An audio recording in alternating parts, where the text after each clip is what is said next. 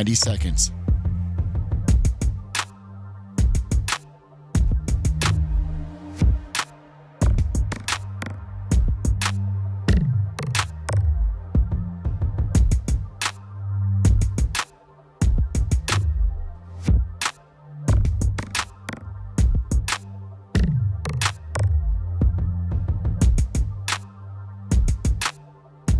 Showtime in 60 seconds.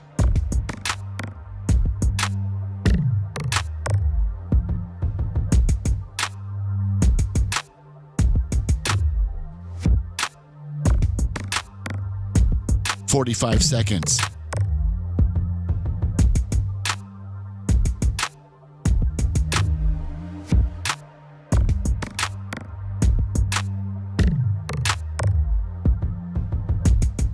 "30 seconds.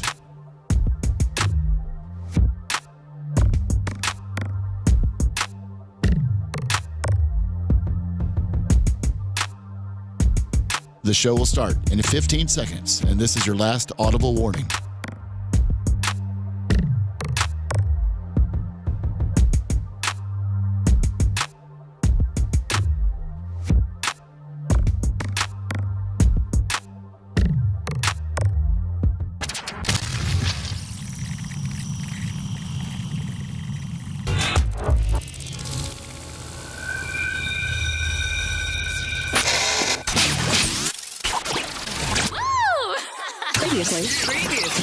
Previously on the Bubba the Love Sponge show. This guy's got a gun. This guy's got a gun that I don't think most guys like me and Jay that are gun enthusiasts can go buy. I don't think these are available to the public. Looks like but the it weapon looks like something I've never seen before. It's incredible. I don't even know. I want one. Yeah. Keep walking!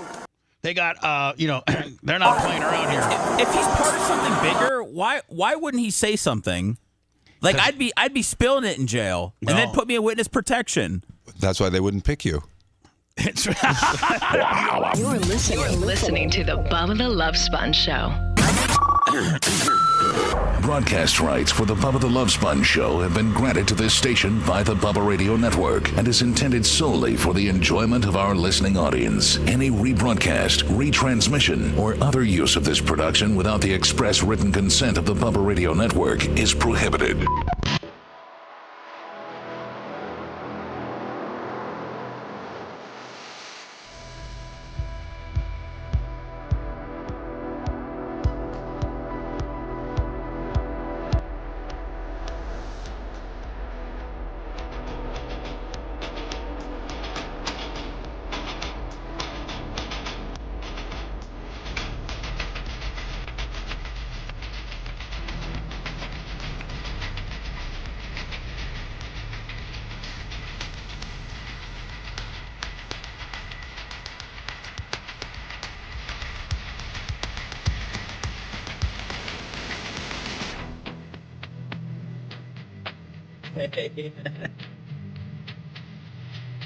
I think everybody's up. Stand by.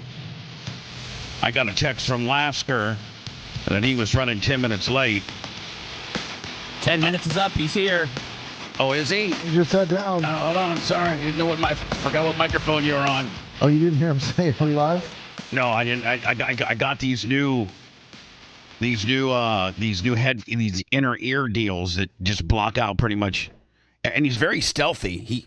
And it looks like, damn, Gene, I haven't seen you since we ate those golden burgers, and it looks like you're sticking with your diet. You might have lost some more weight since then. His mic's not on. Oh, okay, what? Hold on. All right, hold on. Yes, okay. You there, buddy? Got a light. Yeah, there you go. Thank you. Looks like you might have continued your diet regiment, and maybe you've lost another, 5 or 10 pounds since I've seen you last. Probably 7. There you go, 7. Welcome, Gene Lasker. You really aren't late. Man, I'm going to tell you something. I had that truck at 95 the whole way. Going down the expressway? Got to apologize to the expressway people, boy. I put it on. The guys in the fast lane, man, they took a hit today. I mean, and the thing well, about if I got to dive to the slow lane and then cut across 3 lanes and put a slide job on you, right, and you don't know what a slide job is, it scares you. Yeah, you know what? And I slide, and Merch Crick gets so mad because I'll be behind a guy, in the express lane, and he'll just be like at 65 miles an hour, and the people on the other side of the pylons are just passing me, and I'm getting madder and madder and madder. So as soon as I get that break, man, I'll go, Gene, and I'll go right across his nose. I mean, two things are going to happen. If he doesn't lift, he's going to eat my left quarter panel. If he lifts, yeah, they're all going to lift or jam the brake and get wobbly. I love to watch my rearview mirror and their nose go down, and because they're not used to sliders like the way we like to put sliders on. No. Yankee Jib, $10. Arizona loves Gene. So do you do that when you're driving? Oh, he's sliding. I don't think he's aggressive at all. Strauss TV, $20. Gene. I'm a defensive driver. Yeah, I would think that Seth would be getting. He's the recipient of slide jobs. He doesn't give sliders. I don't think. No, I've never have. But if Gene gave me one, I would gladly let him. So listen, because Lummy, I don't want. My biggest fear is somebody running late and getting in a wreck and hurting somebody, and then me getting somehow blamed for it. So anytime your biggest fear is somebody getting in a wreck and then you getting blamed for it. No, for real. In today's legit. Hold on. Because the way you get mad at people and yell at them and stuff. Hold on. So hold on. Hear me out. So like if the person let's say Rhett, have you noticed that when you're running late, I always say to you, slow down, take your time. It doesn't matter. Don't drive recklessly. Do you notice that? Sure. Yeah, I always say. But you don't mean it. Well, you're just covering your ass for when the cops go through your text. Exactly. Gene's right. I don't mean it, but I'm saying so. Like if they'd be like, well, his boss has a history of really yelling at him, I'd be like, because here's what. Can I tell you exactly what I sent Gene today? Gene goes, I'm 10 minutes late. So I gave him the gate code, and I said, the side door will be open. I said, okay, slow down. Don't drive like a wild man. It'll be funny you being late. So they could never say, Lummy, like That's right. like they could never say that you're like, damn it, you better get here. You know you're in big trouble. They could never say that. Nope. I have it in writing. I don't really. Last year causes a pile up on the expressway due to Bubba's threats. And here's the thing about you. You would cause a pileup, but wouldn't stop. The whole carnage of wreckage would be going on behind you. You're already in trouble, and you'd just be flat-footing it. And the only reason Gene was going 95 today is because Ford puts a speed limiter on their big trucks. And don't you hate that when you feel that feeling of no more power? You got that pedal, no and it's just power. You got a dead pedal, and it's go. And you got it down. You got it down to the ground, but it just won't go any faster. And you know you're better than that. Yeah, exactly. It's like if you got a brand new Donat 360 and something wasn't right with it, and it just kind of like the time, Gene, that you built me a badass motor and you powder coated the motor plate too much and we had a bad ground, and when it was idling it sounded like $1 million, but when I took it out in the track it was just like under power. We lost the ground, and you yelled at me like, let me tell you something, you pussy. It's because you're lifting. You're not giving it everything she's got. Let me get in it. I'll show you. Watch. You got in it. Same thing. He came back and goes, oh, he was right.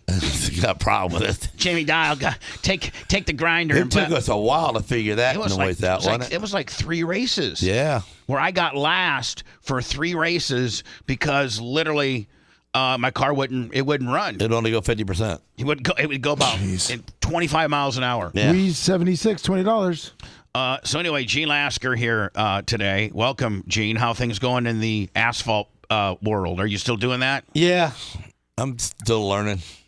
Yeah, but why learn when you can just throw it on dirt and Because I don't have nothing to prove there. And the last 2 times at East Bay, I won the feature. So if I go back and don't win and they close, I didn't win my last race there that I ever had there. So right now I'm sitting. Last time I was at East Bay, I won the feature. Oh, you did? Yeah. With the Top Gun? With the Top Gun cars, yeah. With the full-blown 360s? No. With the Top Guns? With the Top Guns. Oh, okay.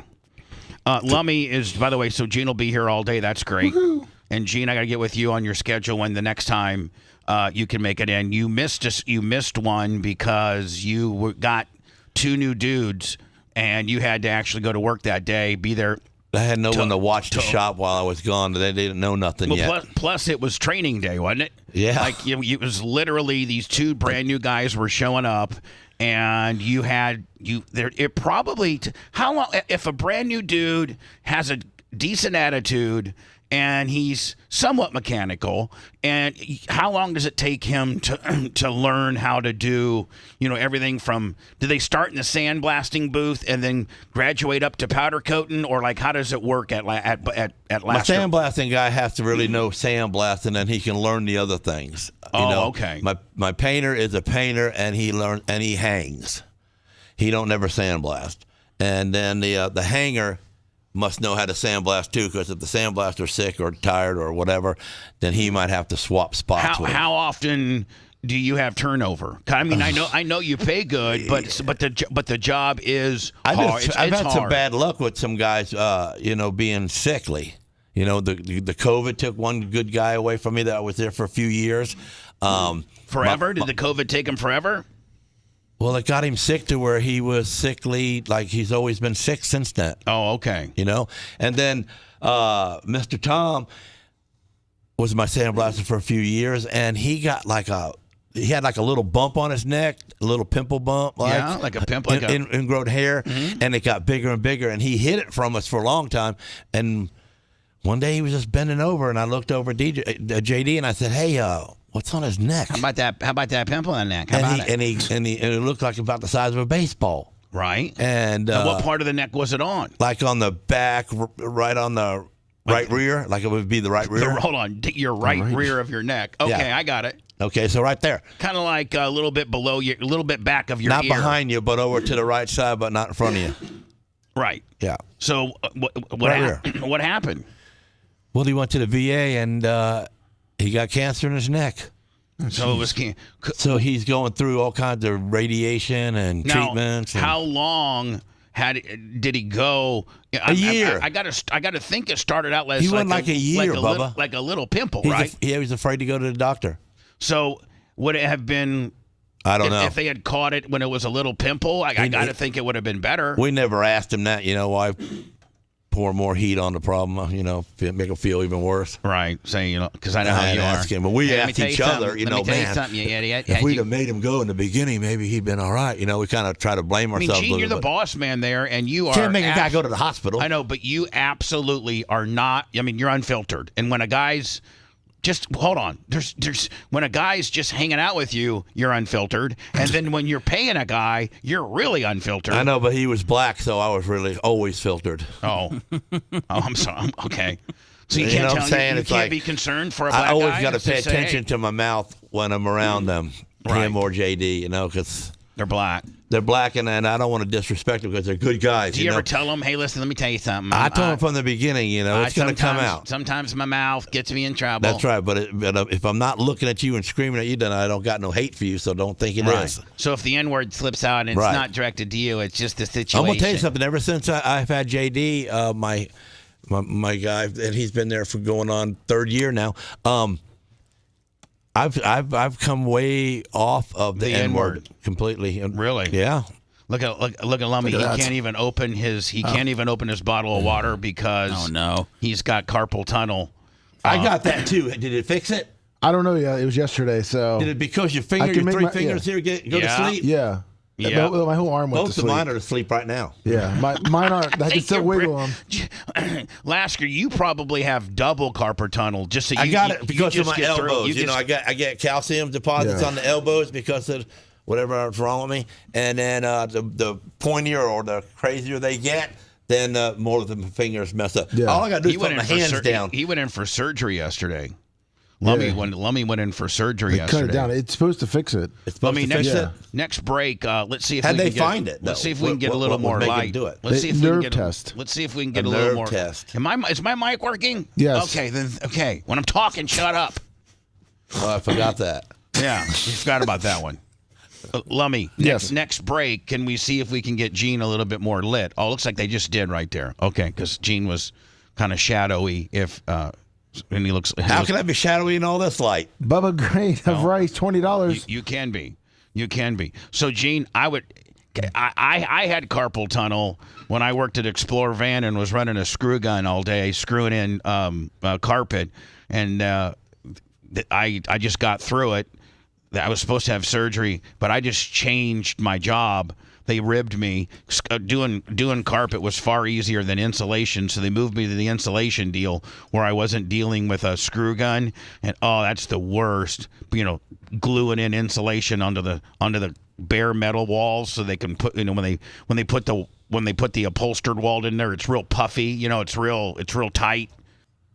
And you get all that insulation on you throughout the day, and you deal with insulation all day. That's the worst. It gets in your pores, and you start scratching and everything. So, Lummy, how long a surgery was it?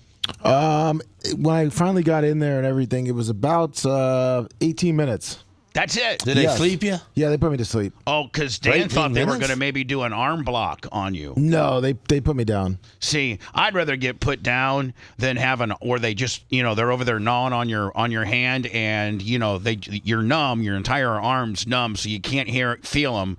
He said at that case, when they do like a limb block, they drape it so you can't see them working on you, because I'd freak out. They probably let me have to like kind of strap your arm down like you're a prisoner getting ready to get lethal injection. Oh yeah, you know what I'm saying? I can only imagine. I wanted to go to sleep. I didn't want to have to see it. Yeah, or feel it. Gene, sometimes you don't feel it, but you see your hand. Like when Dan was put some stitches in my hand, and he jerked my arm as he was doing it, and I went ow, and he went, "You feel that?" And I go, "No." And he goes, well, then why'd you say ow? I go, because you moved my hand, and I'm sure it was hurting it. So even though it doesn't hurt me, you're talking for your body. Right. Didn't you have some big foot problems? That was really a major deal, wasn't it? Didn't you have big foot problems? There was arthritis and gout in my ankles. Right. And how did you go to surgery for that? I finally got a good doctor that, I take an infusion every 6 months. I sit back for an hour, and they put this little bag of whatever fluid in me, and it de-gout you? Yeah, it completely healed me. I've been going on 5 years now I've never limped again. I've never been on crutches. That's great. Remember, I was 2 or 3 times on crutches a year, and one time a year in a wheelchair to get around because I couldn't walk. Yeah, from the episodes that I would get from your gout. Yep. Right. Jeez. So anyway, Lummy, I think available. Maybe you can go to Bubba Army shop, Bubba Army store, Bubba Army. What is it? Shop, Bubba Army store, Bubba Army. There's one other one. Merch. Yeah, the brand new Bubba Army slides just came in. Now, not everybody's a slide guy. Like Seth isn't a slide guy, and he doesn't really. He looks like one. What does I like to just only wear them during sex. Oh, you wear? So that means you really don't need a. You trying to run from her? That frequent. He likes to be able to slip them on and get whatever. Now I know for a fact that Rhett is a slide guy. I think you're a slide guy. I think you've seen. I think you wear them to work sometimes. Yeah. Yeah. Socks and slides. And Lummy, are you a slide guy? Yeah. 717 JLR, $10. Oh, by He's the way, been a Croc guy lately, but he was a slide guy for a while. I was a Croc guy. Yeah, Thank you to, you're Croc. You're big time Croc guy. Well, I got a good amount of free ones from R.I.P. Jeff. Lummy, can you do me a favor? Yes, sir. And can you take those remaining shoes that out there and just put them curbside? Because I think will a homeless guy will they get them? Yeah, he was riding his bike around here this morning, so probably. The big 7-footer? Yes. Gene, we got this big 7-foot African-American homeless dude, and he's legitimately 7 foot. And he patrols around the whole area. Thank God we have a gate. Patrols or he hunts? I would say he hunts. I say he hunts. It was about 5:10 this morning. He was coming out of next door. And here's the thing, man. I've tried to run him off a few times, but he's crazy. And Brian feeds him. That whole office feeds them. Brian and Gina and Tom Bean, they feed them. They'll leave give them their address. He sleeps. He sleeps usually. You sleep better over there. He sleeps better over there, but occasionally he'll come over here looking for stuff. Well, he has that deal with the Hampton Inn. What do you mean?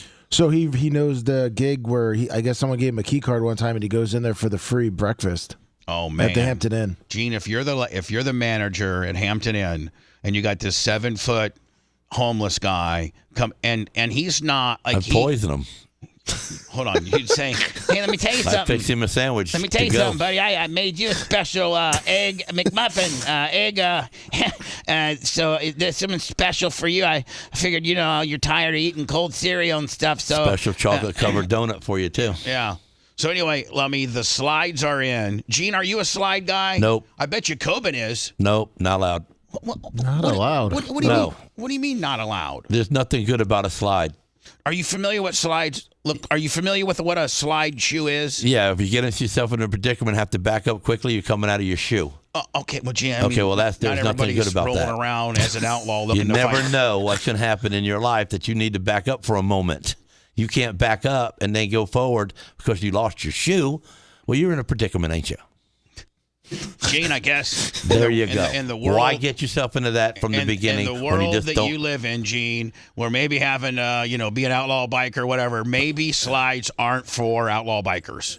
And if you were an outlaw biker and you came showing up with some slides, I'm sure the boys would clown you and make you put your boots on, right? Pretty much. Seth had a question. He said, "Listen, with all the problems that Israel's having with Hamas and stuff, what if we sent the outlaw bikers over there? Would that make could that make a difference?" I don't know. I mean, they'd have less people, but I don't know what they'd fix. Well, they fix anything. I mean, you can't fix religion unless you change your God, right? They're not doing that. Hold on. You can't fix religion unless you change your God. That might be so brilliant. It might be so stupidly brilliant that it's brilliant.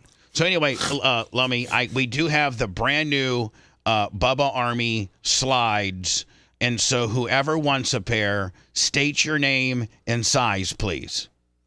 Lummy 13, please. 13? Yes, sir. All right, so anyway, you'll see it's got the Bubba Army Fat Man Dunks logo. It's got my autograph on the side. It's got my autograph on the heel. It's got the little special air cushion gimmick deal. And they come in a fancy little dust cover box. And they're available at, Lummy 13. Rhett? Do you have half sizes? Yes, I think we do. Could I try an 11.5? You know what I'm going to do is I'll have the merch crick come down. Why are you worried about a half a size on a slide? Well, because I guess I'm not. I'll do 12. There you go. Rhett. What? Shut up. Don't let Gene Lasker. Gene backed him right down. Don't That's let Gene Lasker, dude. No. You're talking to Bubba Clem, and I own the slides. I'm going to have Merch Crick's going to be down here in a little bit. I'll have her bring anywhere between, what do you usually wear, 10 and 11 and a half, 12 and a half? What'd you say first? 11.5. All right. I'll have Either her, that or 12. I'll have her bring a couple different combinations, and you see what fits best, okay? Thank you. There you go. Macho, are you a slide guy? Around the house, but I would agree with Gene. And out of the house, I'm not a slide guy. It's very dangerous. So you don't want to slide? No, I do for the house, please. 11. You're a house slide guy. Yeah. 11. And about this morning when I was a little aggressive about the water, that wasn't towards you. That was towards the rats or who were drinking that I know. water. So that leads me to it leads me to a water conundrum, and Well, I got some for us. I know you did. Thank you much. But it seems as though I'm supposed to provide the water around here. I think the last bit of water that got built, that we had here was purchased by somebody in the Bubba Army. I think it was Scout and Big Gold. I think Scout and Big I Gold. think it was like 10 or 15 cases. And we've already. Yeah, there was like 5 Of cases these big last bottles? We've week. No, they're normal size, Gene. Now, but they Gene, were 5 let me ask cases you a question. Do you provide your employees with water? Most of the time. Sometimes I get aggravated and make them buy something. Yes. Yes. I mean, we're a team. Okay. Yeah, we are a team, and I think I treat my And guys once like in a while, team. all of a sudden you see it low. And you can yes. slide a case or two in. Or you see guys that only drink half bottles and leave them laying around. That really does that get under your skin a little bit as a boss man? Yeah, but you can't talk about it. Why? What are you going to say? You're going to start an argument that's going to get out of hand Gene is really, over water? Gene is really refined. Yes, he nowadays, is he not? Those 7 pounds have changed this man. 7 pounds of he took No, off. man, he took it's off not 7 that. pounds It's of meanness. having to teach a new guy, man. I'm over it. Yeah, well, I'm not a good teacher. So when you get a guy locked in, if he wastes a half a bottle of water, so it's cost of doing business, right? Cost of doing business. Right. As long as I'm making my money, everything's. All right. We'll So, be all right. I don't know if the Merch Crick moved that water 2, I don't know if Bubba 199, everybody just went hog wild on it and took cases home or what. I don't know. I'll have to get a report from the merch I'd crate. come to 199 for free water.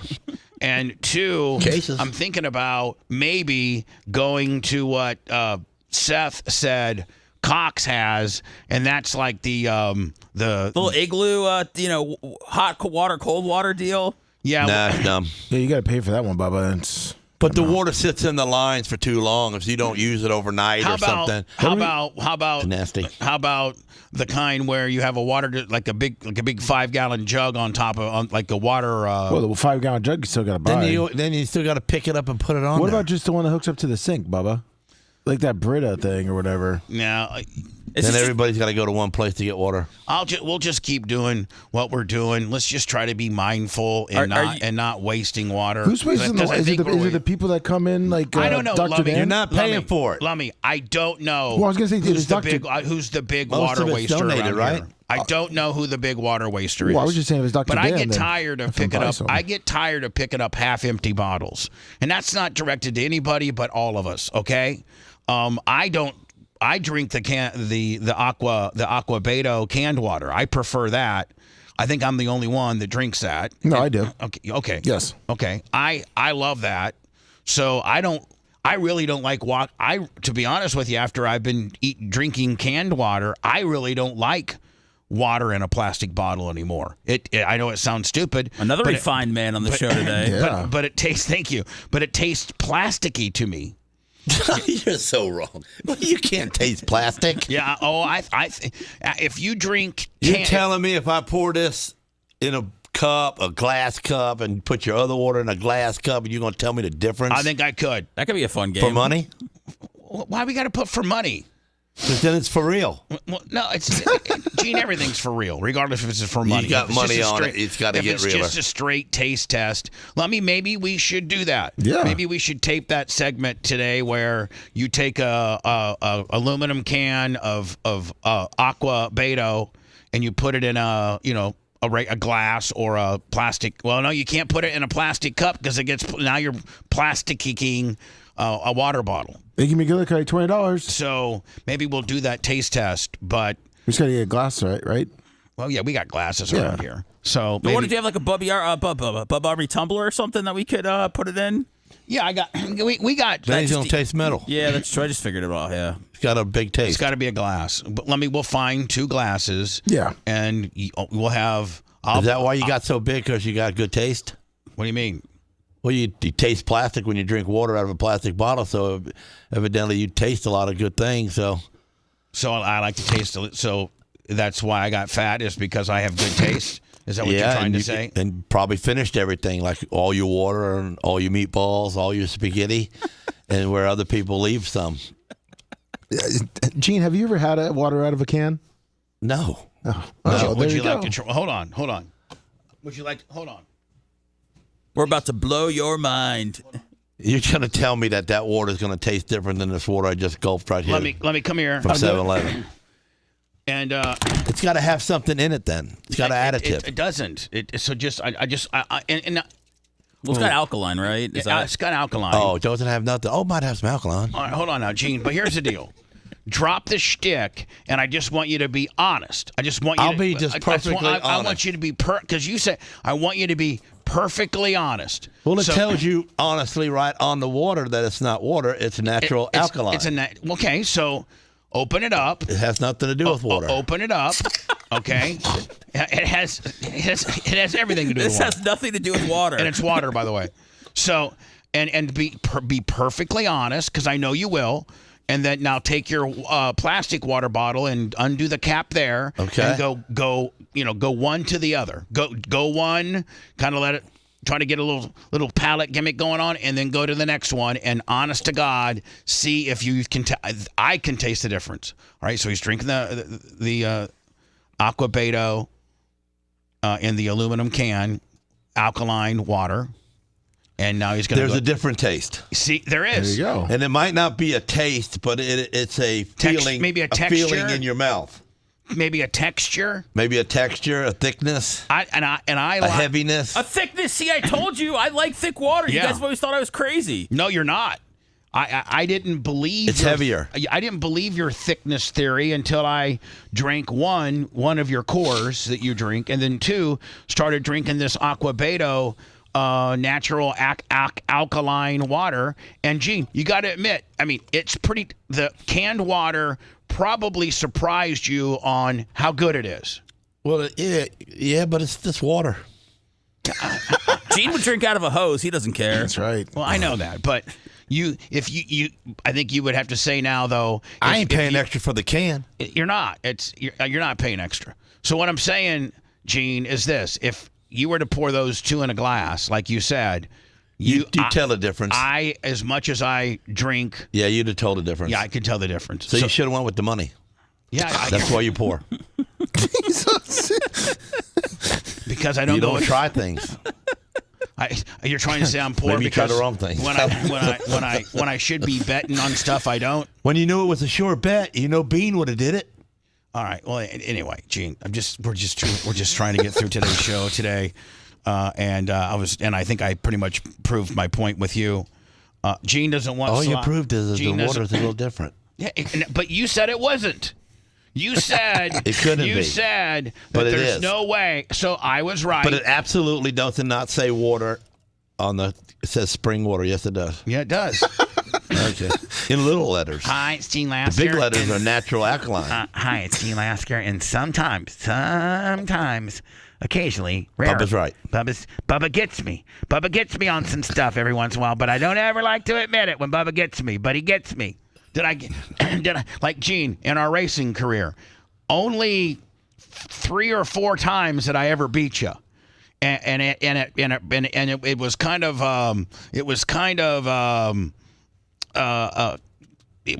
a love-hate relationship because you owned the car and got the prize money for first place, but I beat you, and your team won, but you got beat. And so you were happy for me, and you were happy for the payday that we got. But I hated that the fat guy beat me. Let me tell you something. I can't believe you got me on that one.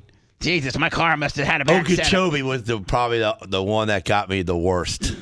Yeah, because I flat drove by you there. And you got mad as hell, fired the entire crew chief for that night, saying there's no way that fat ass should have been able to pass me on the high side like that. There's just no way. Something's wrong. I'm down a cylinder. I was pushing. Something's wrong. But we're going to take my car down to the frame and build it right back up. Something's wrong. That was good driving. You did a good time. Thank you, my friend. Anyway, Gene Lasker in today. Go to Bubba Army shop, Bubba Army merch, Bubba Army store, and let me. Are the slides up? Yes, they are. Did you check them? Yes, I did. Would you send me a link to it real fast? Yep. So I can see what they look like. Should probably just need to change where it says pre-sale. Yeah. Here's the deal. No half sizes either, Bubba. I sent it. Oh, did you? Okay. Oh, sorry. Yeah, no problem. There's no half sizes? No, it looks like straight sizes. Okay. What I would do is probably go up. You know what I'm saying? Like if you're a you don't want your toes hanging over. If you're a 10 and a half, I'd go 11. So, so anyway, we did pre-order these, but when we were manufacturing them, I told the merch crick, make like I think she made 100 extra. I think so. Like you can see, there's no size 9. Looks like they only come in 3 sizes. Looks like that. Looks like size 9 sold I'm sorry, out. 4 sizes. Size 10, 11, 12, and 13 is what they come in. And that's why she's already put aside. They came in yesterday. She came here. Poor thing, you know what? I didn't know. She carried all the boxes upstairs herself. No. Oh, geez. I saw them yesterday when I was leaving pigmentation. Yeah. And I just thought about, but they just were too heavy. And then I'm like, I was at Tom Bean's for a meeting about, the documentary, and which I got an idea on that too. And I couldn't be here to help her, so she carried all of them upstairs. And then she said she got lightheaded and sick. Oh, no. And I'm like, listen, just, sit down, get some, you're probably dehydrated. And so she carried all. And Lummy, you can't really, you're down for probably a month or 2 for carrying big stuff. You can't carry with one hand. I'd say maybe a week or 2. No, I don't want to. A couple weeks. I want to be the guy that messed up your carpal tunnel deal for, picking up something heavy and moving it upstairs. I'm about to say, can you move it on the main screen? Oh yeah, I should have done that. a little bit off my game. Gene's got me. When Gene said that I have an extraordinary palate. This is why I'm fat, because I didn't ever leave any spaghetti or any meatballs. Now let me. I think. Does it say Bubba? Hold on. No, yours has an autograph. Yeah, these are wrong. I need to tell her these are wrong, because the heel part is my autograph, not Bubba Army. So technically, these are wrong. Hope that doesn't mean you want to charge back or nothing like that. So these are the people that pre-bought them. They'll be shipping today. She'll be working her ass off up there. I might actually, when the show's over, go up there and help her. Oh, nice. Because, she needs, I'm making runs to the airport. That's what she needs more than anything. She can pack them and all that kind of stuff. But You need a runner? What do you mean a runner? I can run to the airport. No, you'll charge me for it. No. Just part of everything that's inclusive here at the BRN. No, we're good. I got it. All right, I love dropping off mail. I know, but I love tough. But here's the thing, man. It feels free. But here's the thing. There's a certain when you're mass shipping, a lot of stuff. There's a certain part of the Tampa airport post office that you got to go to a business part and park in this one area. Then you got to go get one of those big. One of those big bins. One of those big bins on wheels, and then you got to take it inside and check it into this certain area for them to scan it. So it's just not as easy as dropping it off. It's kind of a pain in the ass. You would have anxiety over it. There's no mail people there to help you? No, they won't help you. They'll help you once you get it to the counter, but you got to get it to the counter in order to get to help. So anyway, I think we ordered like 100 extra pair, so if you are size 10, 11, 12, or 13, go buy them while you can. Lummy, I've been given confirmation that and I think Lasker might like the new shoe, the Fat Man Dunks 2. I think Lasker would actually wear a pair of those. I think I could see him. I really do. Lasker, you never wear a Bubba Army shirt or anything, do you? I don't have any. Oh, you don't? Nope. If you had some, would you wear them? Of course I would. Okay. I need to get you all set up, with everything. How's my boy Coben doing? Coben's doing good. What a great kid. We ought to get him a set of them slides, though. He can wear them inside the house when he's messing with the dogs.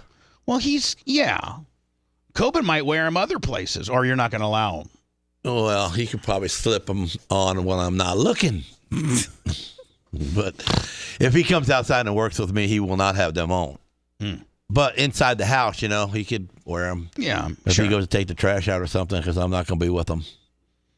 What type of extenuous chores does Coben have? Coben trash? Feeds and waters the chickens. Okay, hold on. Feeds and waters the chickens. Okay, he checks for any poop in the yard. Dog poop in the yard. That's probably a big, that's a big one. Not that big. I mean, you got big dogs that recreate. Probably big. That's not hard to find it. I know, but what I'm saying is if he's gone a couple days and you see a bunch of piles out there and you damn near step in one, I'm thinking all hell. Well, I don't want my Ford driving in it either. Right. It flips up on the So I'm wheel saying well. is that you're probably a stickler on the poop patrol. Yeah, but it's his chore. I don't ever have to check on him. He does it. Man, that's a good kid right there. All right, so poop patrol, and he feed and waters the chickens, and he sees any holes that the dogs just dug. He fills the hole in quickly. Okay, does he? You got a pile of dirt around the shop, and he just goes and gets a but shovel in the back corner, and he's got his wheelbarrow back there, and he fills it up and fills in any holes. All right, and trash. He takes out the trash, and he cleans up around where the trash can is in the house, and makes sure nothing's spilt by the wall or on the floor, or in the trash container. And the trash cans stay clean. We got two carts, and there's 2 trash cans in each cart, and he just wheels them. So it makes it easy for him. Because I take the trash cans. I mean, do you got him week. so trained that you don't even have to tell him? He just and not knows. on his chores. Each year he gets another chore added because he's older. Really? Yes. Well, when's his birthday? In January. All right, so he's got a new chore coming up here soon. Do you know what it's going to be? Probably will be the front door completely no spider webs, no bugs around the lights. You know, because you leave your light on all night long, and the bugs get around there. And spider webs. Taking like a broom. He's going to have that front corridor where his mom sits there and reads books on a rocking chair at the front door, the little cubby hole there. That's going to stay clean every day. Right. There'll be no more me seeing a bug here or a spider web or the gnats. When we went to do our food review, Lummy, Coben was with us and loved the kid, and I'm like, so what do you? This was a Saturday. I'm like, so what, Coben? What are you going? You know, what are you doing today when you guys get done? He goes, well, Dad will be on the rider mower, and I'll be weed eating and using the smaller mower to trim. But Dad's going to be on the big mower. We're going to go out and mow the grass. I'm like, man, what a good kid, right? Like, what? If I walk outside, he just comes outside, and you know. He's not a daredevil, so he don't wear out the four-wheelers or the go-karts or the motorcycles. He hardly even rides them. Right, he's not, he's just not into it. He's not like you, a hellion who'd be doing wheelies and But if I walk outside to do any kind of chore, any kind of work in the shop or anything, he just follows me. How about when right you were over. a kid? You would, first of all... I'd steal your gas from the neighbor to keep my four-wheeler going. Oh, you were a gas siphoner from way back? Oh, yeah. You got mouthful of gas plenty of times? A few. Yeah, me too. That's the worst. Seth, have you ever siphoned gas? No, but I've always wanted to, where it kind of gets in your mouth for a second and then you spit it out. Yeah, if you're good. If you're good, you can kind of feel the gas going up the tube, and you got the right suction, and you just get it out. But as you're learning how to siphon gas, full white trash fashion, you catch a mouthful or so. You catch a mouthful most of the time because you're in a hurry and you want to get done. Yeah. Right. So you just go the whole limit sucking on it. No, I don't want to. I do not want to get Seth to try siphoning gas. No, that it'll could come out his nose. I mean, he pukes just with anxiety. But a little fuel in the mouth never killed anybody, did it? No, helps. Make you feel bad, though. It's actually good for plaque. So I don't know that. So, Lummy, the Fat Man Dunks 2 in 2 different colors are supposed to be here within the week. So those will start shipping as well. So be looking for. And I don't know how many extra we ordered of those. I ordered a few extra, knowing that maybe Gene might want a pair, and things like that. So that'll be available. But the slides are up. Sweet. And Lummy, I think usually, like, if you get Lightning slides or Buccaneer slides, they're like $39 or $40. Oh yeah, I think easy. we're about $10. I think we're like we're $10 cheaper than most, collector slides. So Gene, during I gotta go to break. This year's Bubba Army royalty ring. You know how our big party that we have for our largest contributors, and we get. As you know, you've gotten a ring. That's the big thing, is you get a ring. This year's ring is done, and I always have them send me my ring that says Bubba on it, so that prototype? As a prototype, right? So that I know that it's not cheap. That's it. And that, I'm going to show. I don't want to show it on camera. I'm going to have to take you this next break out to the kitchen, and then you can give. It's a big secret, Gene. I want it to be a surprise when they get here and open up and see their ring. It's like Christmas. You don't show your kids what they're getting for Christmas, on Thanksgiving. Gene's going to be the first person to tell you this one sucks. Oh, no. Ain't none of them sucked ever yet. Yeah. How can this one? This one doesn't. No, Gene's going to put it Seth, over. Is that what you think about the ring? No. I just said I could see Gene telling you didn't like it, then you wouldn't know what to do. The truth. Don't tell me the truth, but Gene appreciates good stuff. But they've been cool all so far, all of them. The only ring I didn't like, Lummy, was the very first year when I really didn't know what I was doing on designing them. You just said it wasn't big enough. The first one was kind of like the original Green Bay Packers Super Bowl. Right. Now, last year, I will admit that it was just, it was too big. Last year's was too big. Oh. It was just too big. So I went down a size, and I will tell you this is the first year that it's gold. Lummy, they've been mostly silver and black anodized, and this is the first year that I went gold. Nice. So it's this year's. That's the only hint or heads up I'm going to give you, is that this year's is gold. I'm going to go to Words right now. I'm going to take Lasker out, And the other thing is, Lasker, I know I wear a size 11, and as I'm writing everybody's, you're getting one, obviously. I don't Iggy know McGillicuddy, what size that $20. takes. But I can tell, I can let you try mine on, and I can kind of gauge up what you need based on how tight. Because you got those big old working man knuckles. I know one thing. 4 on your right hand would be the best. All right, well, let me. You just Pop somebody right in the head and give them the little How many Bubba. rings do you have? 1. A one. Last year's? No. Oh, okay. A couple years ago. Yeah. All right. Well, you're getting Second one, I think. You're getting one this year. Might have been the first one. You're getting one this year, but you got to make the party, Gene. You got to bring Sarah. Telling you, the party is Saturday, January 15th or 16th. Gene, you got to make the party. People want to see you. So promise me you're going to make the party. It's a Saturday night. January 18th. And it's the weekend of Martin Luther King, and I know that means a lot to you. Yeah, I might have to Want to stand. listen to the show on demand and on the go? Enlist today at BubbaArmyHQ.com. Sign up and start listening. The Bubba the Love Sponge Show will be back after this.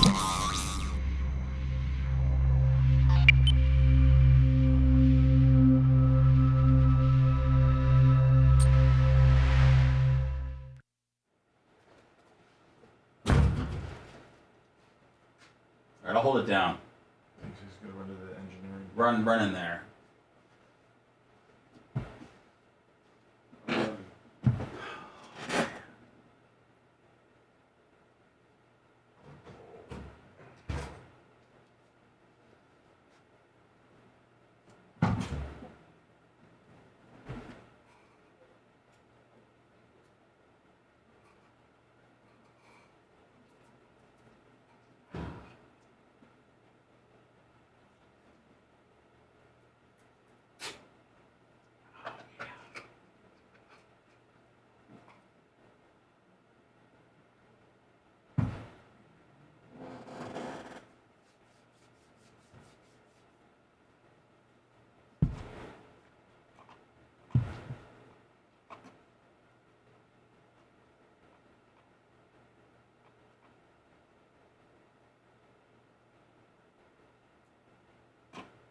What up, Donald D. Nice?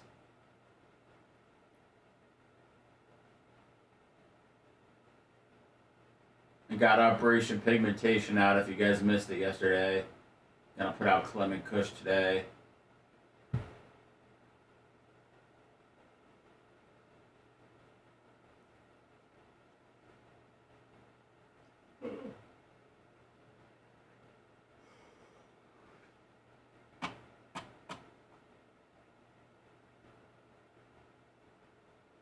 What up, Felix?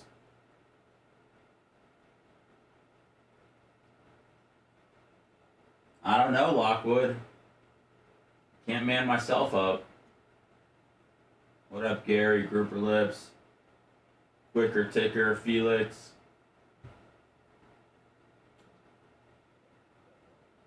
What up, Danny?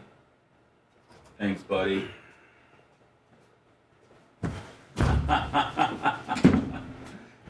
Chuck some clouds on the house.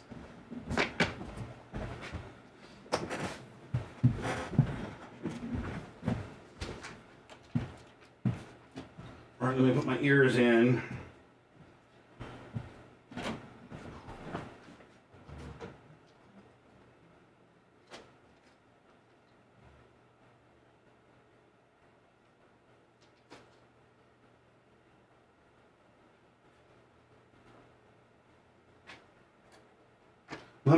I think Lemmy's under here.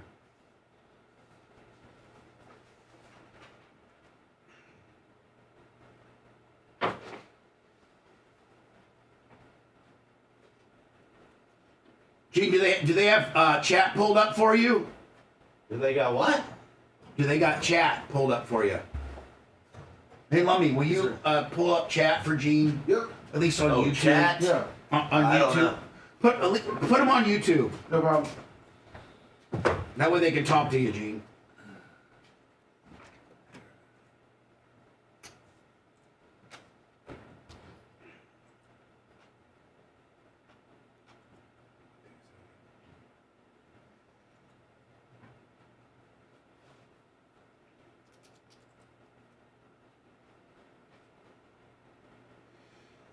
Gene, one of these days we got to go do that gold burger. Yeah. Did you watch it on YouTube? Yeah. Wasn't it funny? It was. Did you We see got that? we got to fix the like maybe put microphones on our shirts.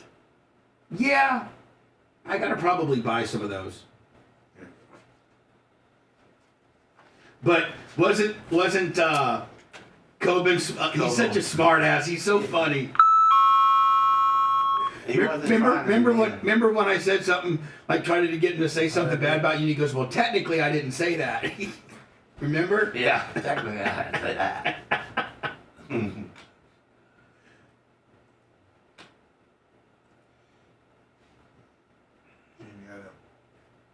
He didn't even have to do your elbow.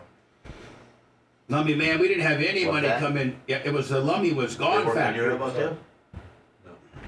I saw that they were going to, but when they put the electrodes,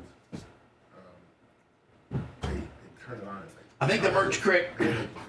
Lummy, did the merch crick hook you up? yes, sir. Thank you. Really? Yeah. And they go through and But see, if I take my hand, I put my arm straight down like this. What size is Coben? Maybe a 10?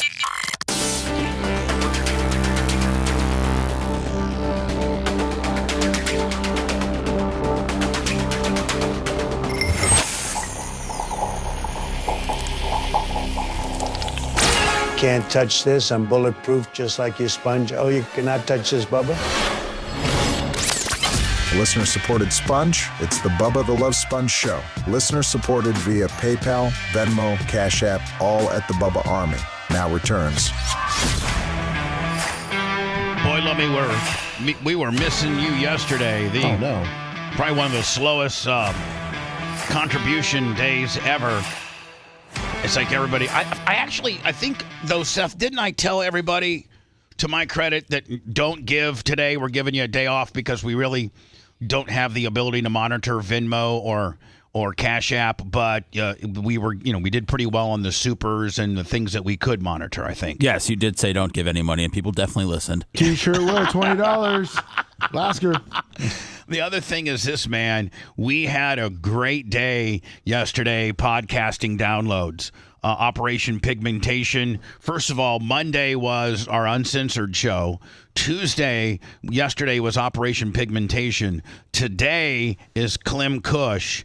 We're looking, Seth, you probably could go, we could probably go back, I don't know, however long, and maybe find 3 days in a row. I'm not going to mention the number, but we've hit this particular number for 2 days in a row, and it's a super high number. And I can't tell you the last time that we hit that number 3 days in a row. I can't either. And so today, Clem Kush gets released. Pretty damn good Clem Kush too, I think. I think it was nearly an hour. Was like 48 minutes, something like that. Yeah, I can't remember. I think it got nasty for a second though, as they all tend to do. Well, I think we started kind of getting into, where you like to finish and things like that. Holy hell! I don't know if that was the case. I actually don't remember what we talked about, but I'll remember today when I put it out. Clem Kush will be today's download for the podcast deal. Get wherever you get your podcasting needs. Whether you can actually go right to our YouTube channel. YouTube at The Bubba Army, but iHeart, Spotify, Google Play, iTunes, Apple Music, it doesn't matter. Just type in, I think you could literally Google the Bubba Army podcast, and I think that, they would show you where to go get it. Download it. It's me and Seth. It's affectionately known as Clem Kush, and I'd love to hit that huge number 3 days in a row. Lasker did go out into the kitchen. We had a private meeting, and he did look at the ring. God dang, Lummy, he might have the same size right finger. My ring, my 11 and a half would fit him on his left, but that's where he wears his wedding band, and he doesn't want to, What was that ring, 11? Mine was an 11. And it wouldn't fit my left hand, but a little bit more it might have, but Like it's been tight. Yeah, 11 and a half 12 is probably or 12 is what you are on the left, but your right hand is like a monkey. Like a strong 13. Yeah, you can see that. Like he's got a big ass monkey right hand. So you got what? If you look at your hand, it looks very monkey like. Here, my My left is a 13. My right's a 15. What size is your wedding band? A 13. Give it to Gene. This is a wedding band? Well, yeah, it's rubber, so you don't. Yeah, so I mean, he's not trying to show off. He's just trying to show the world that he's married. Yeah. So Gene, put that on your right finger and see where that puts you. It don't fit. It's too small? Yeah, so he would probably need a 14, 15. You think he needs a 14? Yeah. I'm a real man. You're a monkey is what you are. Because it does the same with mine. I'm a real man. So we put it both the same, and he'd be a 15 on his right. You think he's a 15? You got a big right hand? Hold on. Merch Crip might have. I think we have one of those. Is it because of ring sizers? We got the. Yeah. Oh, you need a ring sizer? I think we have those ring sizers. He's at least a 14, maybe a 15. I think he's a 15 because his went the same spot as my right hand. And that's the biggest they make. Like, they don't make anything bigger than that. No. So Gene, not that it didn't fit, but what Seth was maybe insinuating that the ring, you might think the ring is stupid. No. Whereas, meanwhile, I think you'd have you're like, oh my God, this is bad. Yeah. Only thing I would have changed and with it is making the Bubba stripes, the lieutenant stripes, bigger. Well, you can only go so big. I would have had to go to the neck size. Bigger the ring to make that? Oh, yeah, okay. and then that gets obnoxious. That would be the size of I don't know, man. That was a pretty nice ring. Yeah. I wasn't obnoxious at all. The problem is, Lummy, is I've done almost every type of design. You know, you can only do so many designs. You're out after 6 designs, Bubba? No, I'm not out. What about how the Bucks and the Chiefs were? You take off the top. That's really, really, really expensive. Oh. Well, during the year, have a contest and people draw you some rings. There you go. There you go. So maybe we'll do that. And then the winner gets a free ring, right? Yeah, he gets to slide in. Winner, listen, you can just slide in. Today at 9:15, Alex Stein will be on. His big, I think, what he'll be talking about, and Lummy, I think you're trying to find the high spots, is that he had Alex Jones didn't have. Now, did Alex Stein have Alex Jones on as a guest, or vice versa? He had Alex Jones was on his show, right? Because I think Alex Jones did the Glenn Beck show first, then slid over and did Alex show, right? Yes, something like that. Today is National Cheeseburger Day. Yes, it is. Today is National Cheeseburger Day. Really? Here, yeah. There's some people that roll around and look for these type of things. I was maybe going to, Lummy, but I don't think I want to deal with the humanity of going to McDonald's and to get a 50-cent double cheeseburger. From your app? Yeah. First of all, they make you do it on the app, which means you got to get the app. Then you got to put your credit card information in there and your email address and your cell phone number so they can, send you updates and all this kind of deal. So for National Cheeseburger Day today, McDonald's has a 50-cent double cheeseburger only available through the app. Now, Burger King is offering members of its loyalty program called Royal Perks, a free cheeseburger. But Lummy, that means you've had to have already signed up for the Royal Perks program. So you know. Yeah. And then supposedly Wendy's they're selling the junior bacon cheeseburger for 1 cent, but you got to buy something else. That's the best deal of them all. Yeah, I mean, I guess you could buy a Coke, right? Yeah. A small Coke. Lummy, here's 28 deals on National Cheeseburger Day. Oh. You know what? I don't even want to go through all these. This is just. There's so many other things we can talk about. So National Cheeseburger Day. Lasker has determined that it looks like Wendy's has the best deal. They're not making you go to the app. They're making you buy something. So you can literally, what's a small fry cost? If you had your own bottle of water and you ordered a small fry, what's a small fry at Wendy's cost? Probably $3. Are you serious? Probably like $1.50 or $2, but more than it should. God, let me that. I went and did. I'd get a chili. Yeah, I do like Wendy's chili. Yeah. I do like. That's probably my favorite thing at Wendy's is their chili. But their Frosties are strong too, though. What Seth? What's your chili? I mean, what's your Wendy's go-to? Do you go to Wendy's?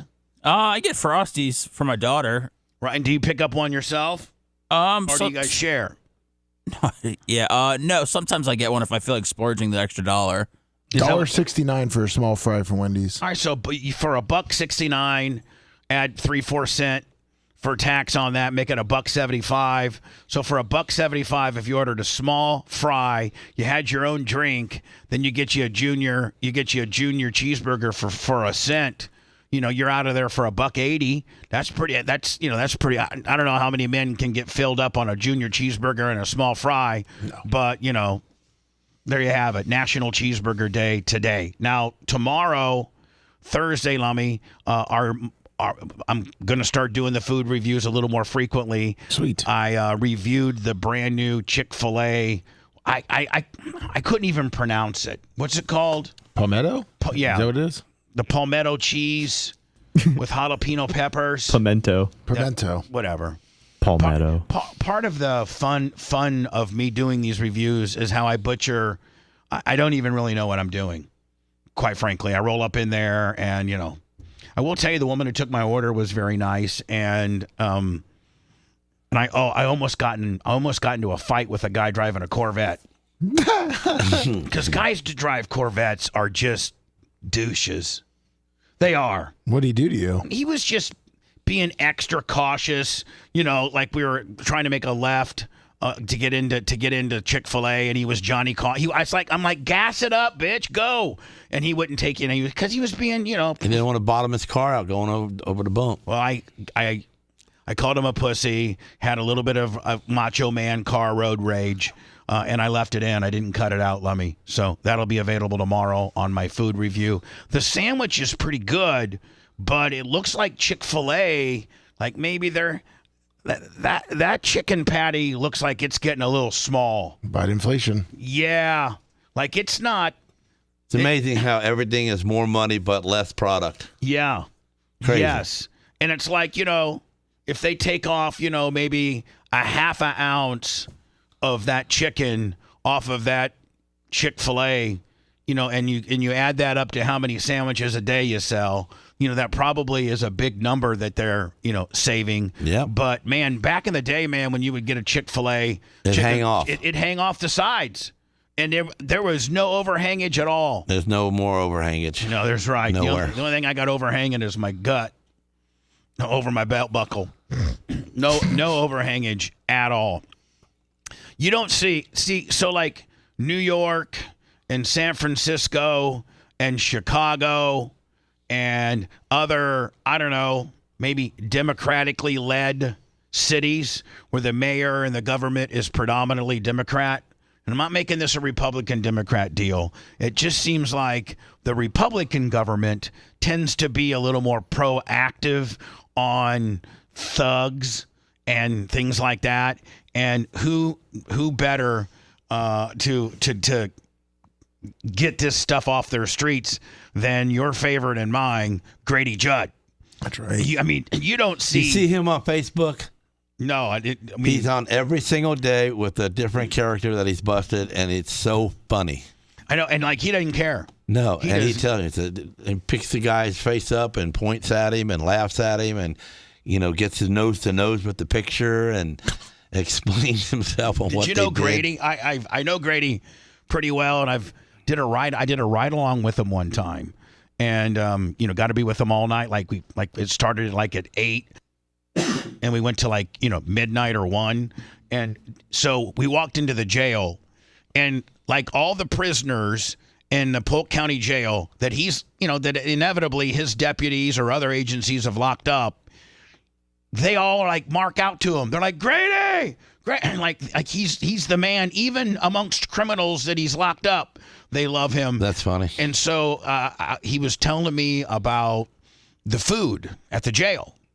And he was like, I'm telling you right now, man, regulation and government-wise, I have to provide a 2,000-calorie day. I have to provide 2,000 calories worth of food for them in 3 different increments, And he goes, we don't go. He said, we're right at 2,000. So I mean, it's he starved you guys? Yes. I mean, they get 2. Jail. They get 2 2,000 calories. And he has a nutritionist that comes in and like just makes sure that, you know, whatever, all 3 meals that you eat in the Polk County Jail equals 2,000 calories and not very many more. So you better eat it all. Because, I mean, I got to think, Lemmy, like when people go on diets, it's usually based on a 2,000 calorie diet. Yeah. Some diets are based on, 2,000 calories. And so, I think when you go to the Polk County Jail, you're on a diet, right? 2,000 calories. Oh. I wanted to play this, and I don't know. Hopefully. Jail, you're on a diet, right? 2,000 calories. Oh. 2,000 calories. Trying to find out where to play this, and I don't know. Let me. Hopefully. Jail, you're on a diet, right? 2,000 calories. Oh. 2,000 calories. Trying to find out where to play this, and I don't know. Let me. Hopefully. Jail, you're on a diet, right? 2,000 calories. We have it malfunctioned. Trying to find out where to play this, and I don't know. Let me. Hopefully. Jail, you're on a diet, right? 2,000 calories. I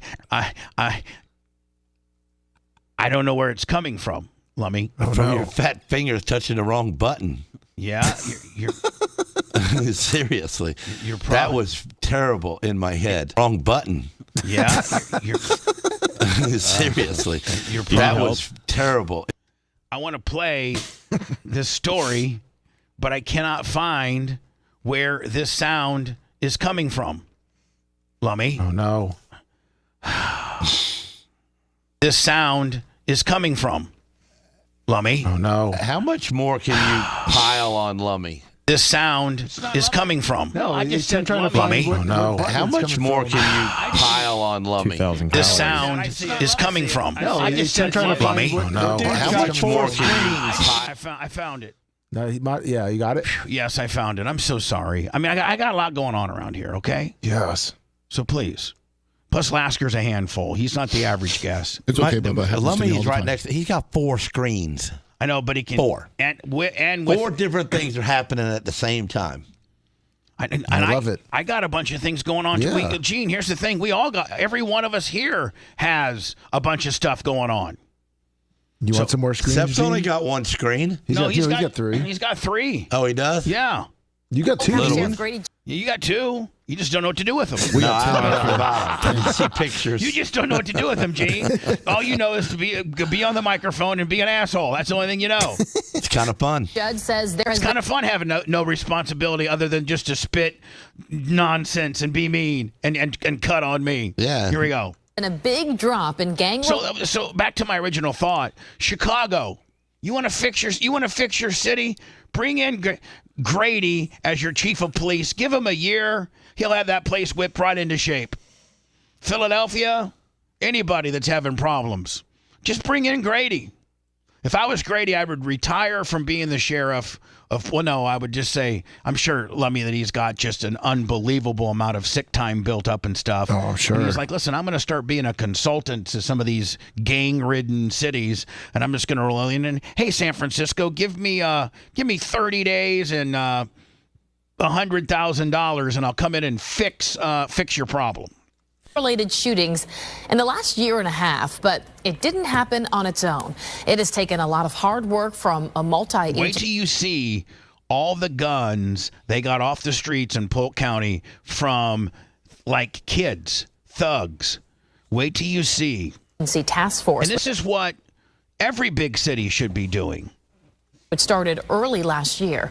As Fox 13's Carla Byron shows us, the task force is putting these young criminals behind bars and getting guns off the streets. All these guns, once in the hands of violent gang members, are now off the streets. So says Polk County Sheriff Grady Judd.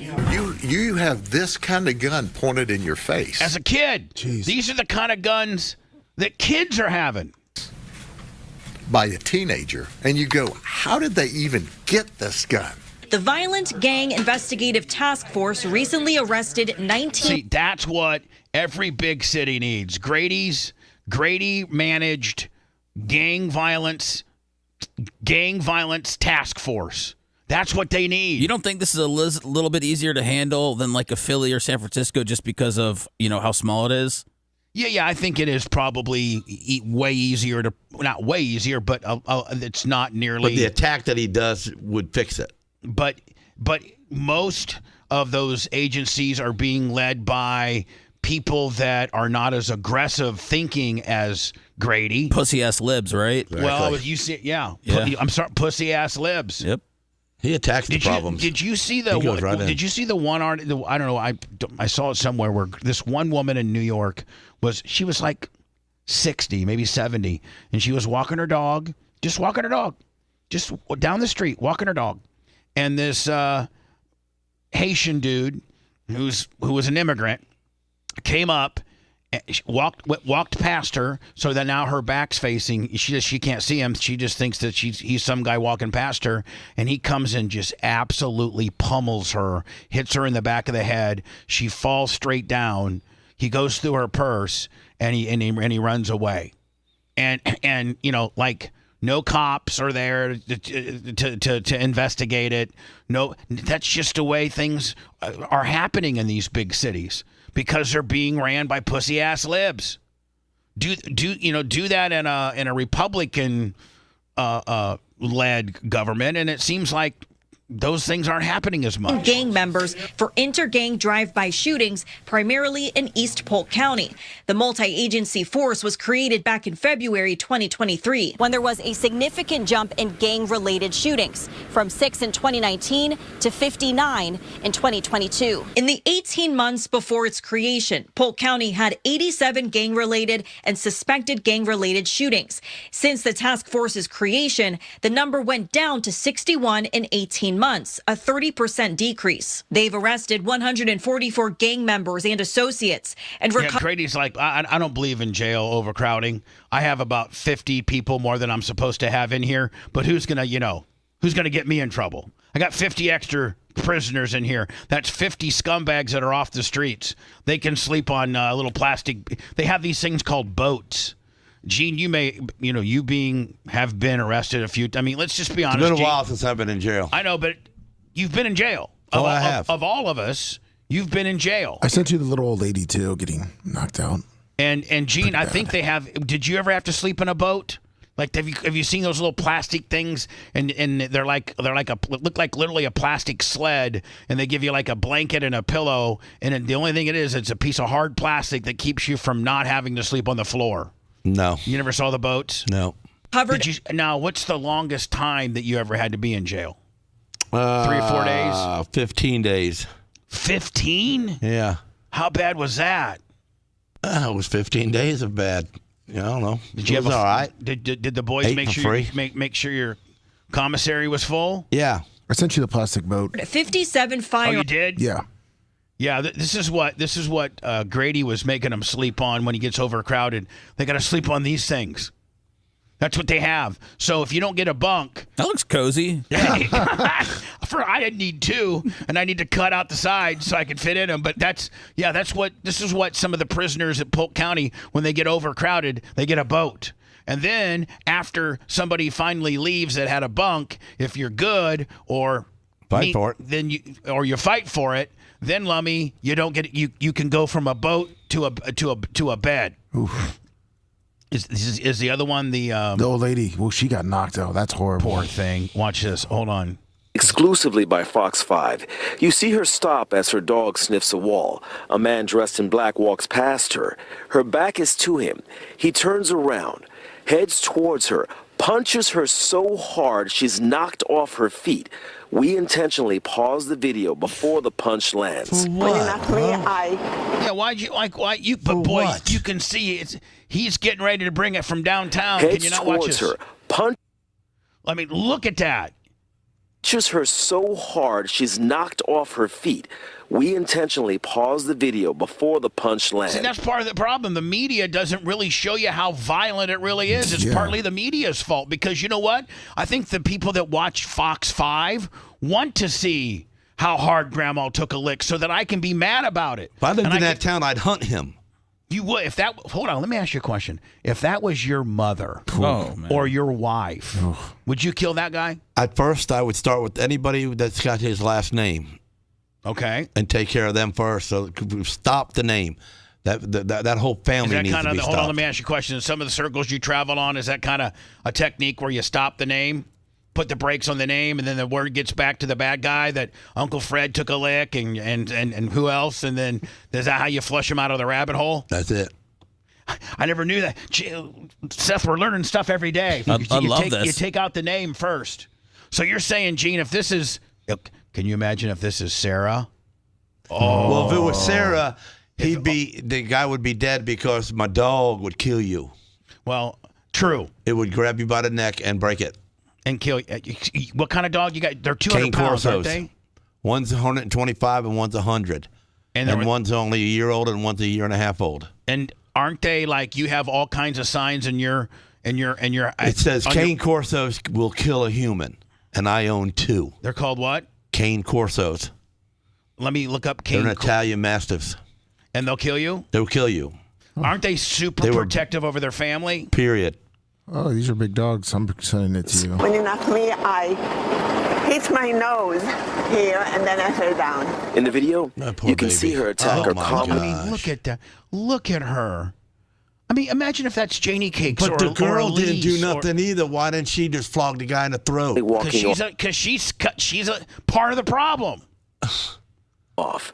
Her dog tries to comfort her. Passers-by rush to help her. And look at her. She is out. And look at the poor dog. She's laying still on the sidewalk. Thank God for this dude. Looks like the dude in the tie is kind of coming to help, doesn't it? Yeah. He's coming. She's to laying still on the sidewalk. But he passes by the bad guy because he's not a fighter. Passers-by rush Gene, to help hold her. on, right here, Gene. I clothesline him right in the throat. Right here. Do you clothesline him? Yeah, and he will not breathe again. Do you got your pocket knife out? You don't even need your pocket knife. You just put your hand sideways and you chop that in the throat, right in the Adam's apple, and he doesn't breathe again. She's laying still. Then do you stab him? If you don't need to. If it's He's Sarah, gonna you not stab breathe. On the sidewalk. You don't look like you were going to get up when I saw that video. But here you are. Because I didn't want to see the tape. Poor baby. Look at her face. And look at her bruises on her neck. And her face. Oh my God. Poor little Jewish lady just walking the dog. Poor little Jewish lady just walking a dog. Some thug. You think this would happen in Grady's town? If Grady was running New York? Maybe because I feel so lucky because he could have had a knife, right? She suffered a concussion and doesn't. And you know what? She's so cute about it. Like she's so appreciative. She's like, listen, all I did was got knocked out. He could have had a knife, right? What a beautiful woman. Remember much of the attack, but it has now been added to a growing pile of NYPD data showing misdemeanor assaults up 9% from this time last year and up nearly 15% over the past 2 years. Up 15% over the past 2 years. You can hear the stories of women randomly punched on social media. I just got punched in the face walking home. Oh my God, it hurts so bad. I can't even talk. I mean, they're just getting hit walking. Hold on. That's your police department and how aggressive they're going out and, No, that's your government letting them over the borders. Arms, 6 of which were stolen. Let it be known that these gang members did target other gang members, but unfortunately, 3 innocent people were shot during this violence. The sheriff says the gang members market themselves on social media. He has been working with gang resistance intervention programs at schools. Local ministers and pastors are also working with the sheriff to intervene at churches as well. And I've seen a lot of kids around, from young kids up until 30, 40 years old in prison, in whatever prison they're in right now today, that are saying that when they do get out after 15, 20 years of being locked up by this man, they're going to come home and join the church and do something different from what they did from gangbanging. And I think... Well, that's what they're saying now. Yeah, that's what they're saying now. Everybody gets God when they're in there. Everybody finds God when they're in prison, and they quickly forget about God as soon as they get out. Well, they have to, because God's not going to come out your pocket and pay your electric bill either. Okay, so, I mean, the realness is going to hit you. You need money. God ain't paying your electric bill. So you got to go back to what was, right? Yeah. If you liked that segment, then you'll definitely like the new redesigned BubbaArmyHQ.com. We'll be back to the Bubba the Love Sponge show after this.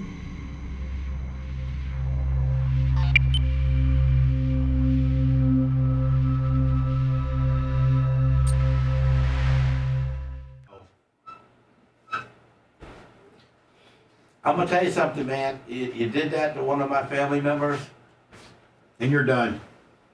Well, you're done, and a lot of other people are done that even know you. If you're a friend of him, you're done too. Sorry. How do you find a guy like that? You just. Well, then you take that picture and then you walk the streets. You go to the Salvation Army, you buy yourself a jacket and a shirt and old tennis shoes, and you put them on, and then you find him on the streets, because if he was there, he's going to be around there somewhere, and you find him.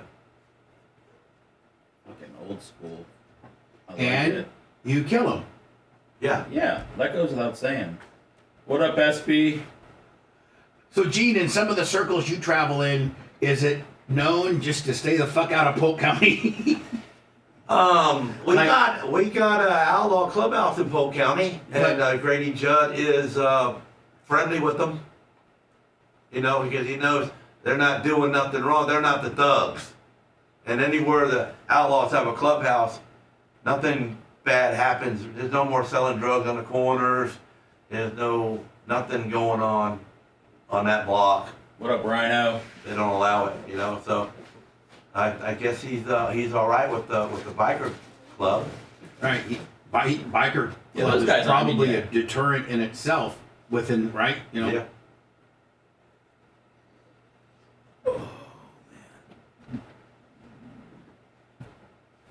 But everybody that lives here in Central Florida knows don't do nothing wrong in Lakeland. Yeah, don't be fucking. Don't go to Polk County. Don't think that you're gonna catch a break over there. Yeah. What up, Ashley? What about, is Haines City in there? Or can you get away Yeah, with that's part of it. Oh, okay. I didn't know if I could get wild in Haines City. No. Okay. Haines City is straight Mexican. I was in Haines City the other day picking up sand, and I'm gonna tell you something. The only thing you can eat there is tacos. Well, there's a lot of orange groves around. Huh? There's a lot of orange groves around Haines City. Yeah. I order French cheaper over there. Pretty much what's. It's Haines just City it South. was like everywhere was a the guys making the little taco trailers now, the little food trucks. 15 food truck. Well, that's what our fucking golden burger was. That was just a glorified Same thing. You're right. They're right there out of the two little trailers. There's just everywhere anymore. You know, every parking lot's got one. Every dothead has got a taco stand out in the parking lot. Dothead's probably not cool. They get free rent. I mean, they get paid.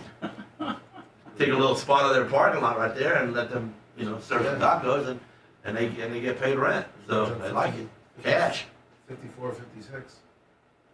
Today I'm announcing the unsealing of a All of it. I mean, now you're getting I see where the ABC Lounge in Town and Country is closed, but somebody's took the parking lot and they've got like 7 or 8 different trailers in there. Yeah. With lights in them and chairs. Today I'm It announcing opens the up at unsealing night. of a 3-count It's like indictment. a little food court. Charging Yeah, Sean like a little food court. They got a little food court.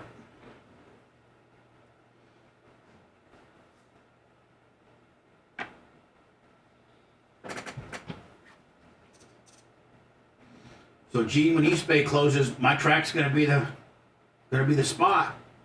Should be. Yep. Closest game in town. Pretty much. I mean, Well, pretty much. You got to go to Okeechobee or you got to go to Jacksonville. or Volusia. Volusia. Volusia's what, 2.5 hours? Yeah. Mine's only what, hour 15? What's my track's probably about an hour and 15 minutes from your shop. Yeah. I mean, I can make it in an hour if I want to get. I'm sure you can, Gene. Gene's not afraid to pull a fucking 32-foot trailer 100 mile an hour. No, sir.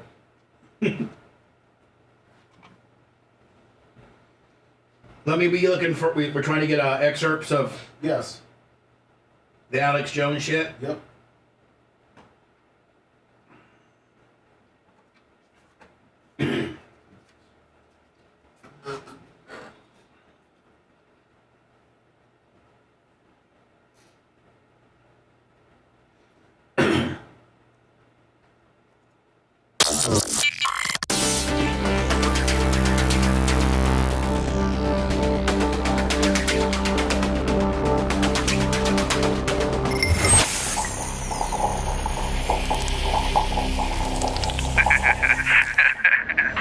Bubba the Love Sponge Show, listener supported via PayPal, Venmo, and Cash App, all at the Bubba Army, now returns.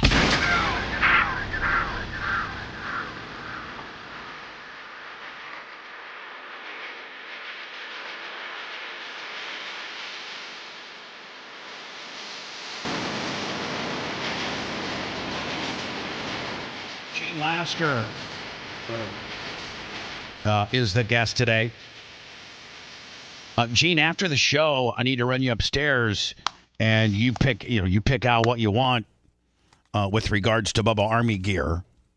Hat, really, T-shirt. Pick what I want. Yeah, maybe even I got backpacks. Does Coben? Coben really would want one of them. Yeah, get him a backpack. I got this tactical bag, made for men that you can hold your wallet and your cell phone, your car keys, and your gun in. And it's like a purse. It's kind of it's a tactic. It's a shoulder, like you sling it over your shoulder. It's a fanny pack for your shoulder. Yeah, like Gene, like when you're out and about, I know you carry a gun. Where do you usually carry your gun? Right in behind my belt buckle. Hell yeah. Yeah, like a real man. Mm-hmm. Not in his little handy purse. No, I'm not grabbing. I'm got to move his gum out of the way to get the gun. Hello, you're on the air. Hey, Bubba, I was wondering if you heard about that story. I think it was in South Florida. They arrested an 11-year-old kid, perp walked him and everything. Yeah, he had guns and knives. We talked about that yesterday. It was actually in Volusia County. The sheriff over there is a guy named Mike Chitwood, and he's trying to, I'm not trying to say that he's trying to be Grady, but, any sheriff that really, really is trying to get tough on crime and get on TV and expose is kind of, Grady's the one that started all of that, Yeah, he started it. Yep. Grady's the original OG, and listen, I applaud these local sheriffs that use their Facebook and their Twitter and their X and their Instagram in positive ways to show what they're doing proactively to stop crime. So a lot of them have kind of understand that and do that now. And I do like the guy's swagger, the Mike Chitwood guy, where if you're 11 or 12-year-old and you're going to have, I don't know, what did you say, Seth? Was that like maybe 15 or 20 guns this kid had? And yeah, Chinese stars and knives and things. He made a kill list too, didn't he? Yeah, he had a kill list and everything. Yeah. So. Parading, perp walking that kid, and listen, I'm taking it a step further, and that is, charge the parents. Charge the parents. If your kid's writing, has a kill list, and he has 10, 15 guns, and he's made his kill list public. That's lack of parenting. Gene, I can tell you know everything that's inside your son's room and anything that he's up to and what websites. Sarah probably has some kind of web nanny on there, so she knows exactly what he's doing and looking at. And that type of behavior doesn't happen with kids that are being properly parented. Right. Period. So start hauling the parents in and charging them for the crimes that their stupid ass kids are doing. So, absolutely. Appreciate your call, buddy. Yeah, isn't the one guy's parents getting charged? The Georgia shooter. The who? The Georgia shooter. Yeah, the Georgia shooter. Because he bought the kid the guns. Yeah, he bought and gave them to him. Yeah, and that was after they had already been to his house, right? Right. Yeah, they had been to his house, told him in February, told the parents and the kid, we got our eye on you. You can't be posting this sort of stuff. The dad bought the kid an AR-15 for Christmas. And that's what he used to, that was a school shooting. All these shootings kind of blend together that I can't even remember half of them because they all just blend together. Well, we got the school shootings and now we got the presidential shooting. So, yes, it's a lot. Yeah. And not to be confused with the Hezbollah pagers that blow up as well. This is absolutely brilliant. Now, I thought I saw an article that had insinuated that the Israeli intelligence part of their military got a hold of the Taiwanese people that were making these pagers for Hezbollah. and paid them whatever they needed to pay them to put an explosive device inside these pagers. So otherwise, people can't figure out how it got done.